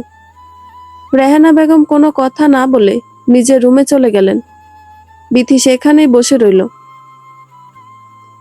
ঘড়ির কাঁটা 1টা ছাড়িয়েছে, তবু ফুয়াদের আসার কোনো নাম নেই। হল রুমে কখনো বসে, কখনো হেঁটে অপেক্ষা করছে হুর। আদিয়া নিচে এসেছিল কফি করে নিতে।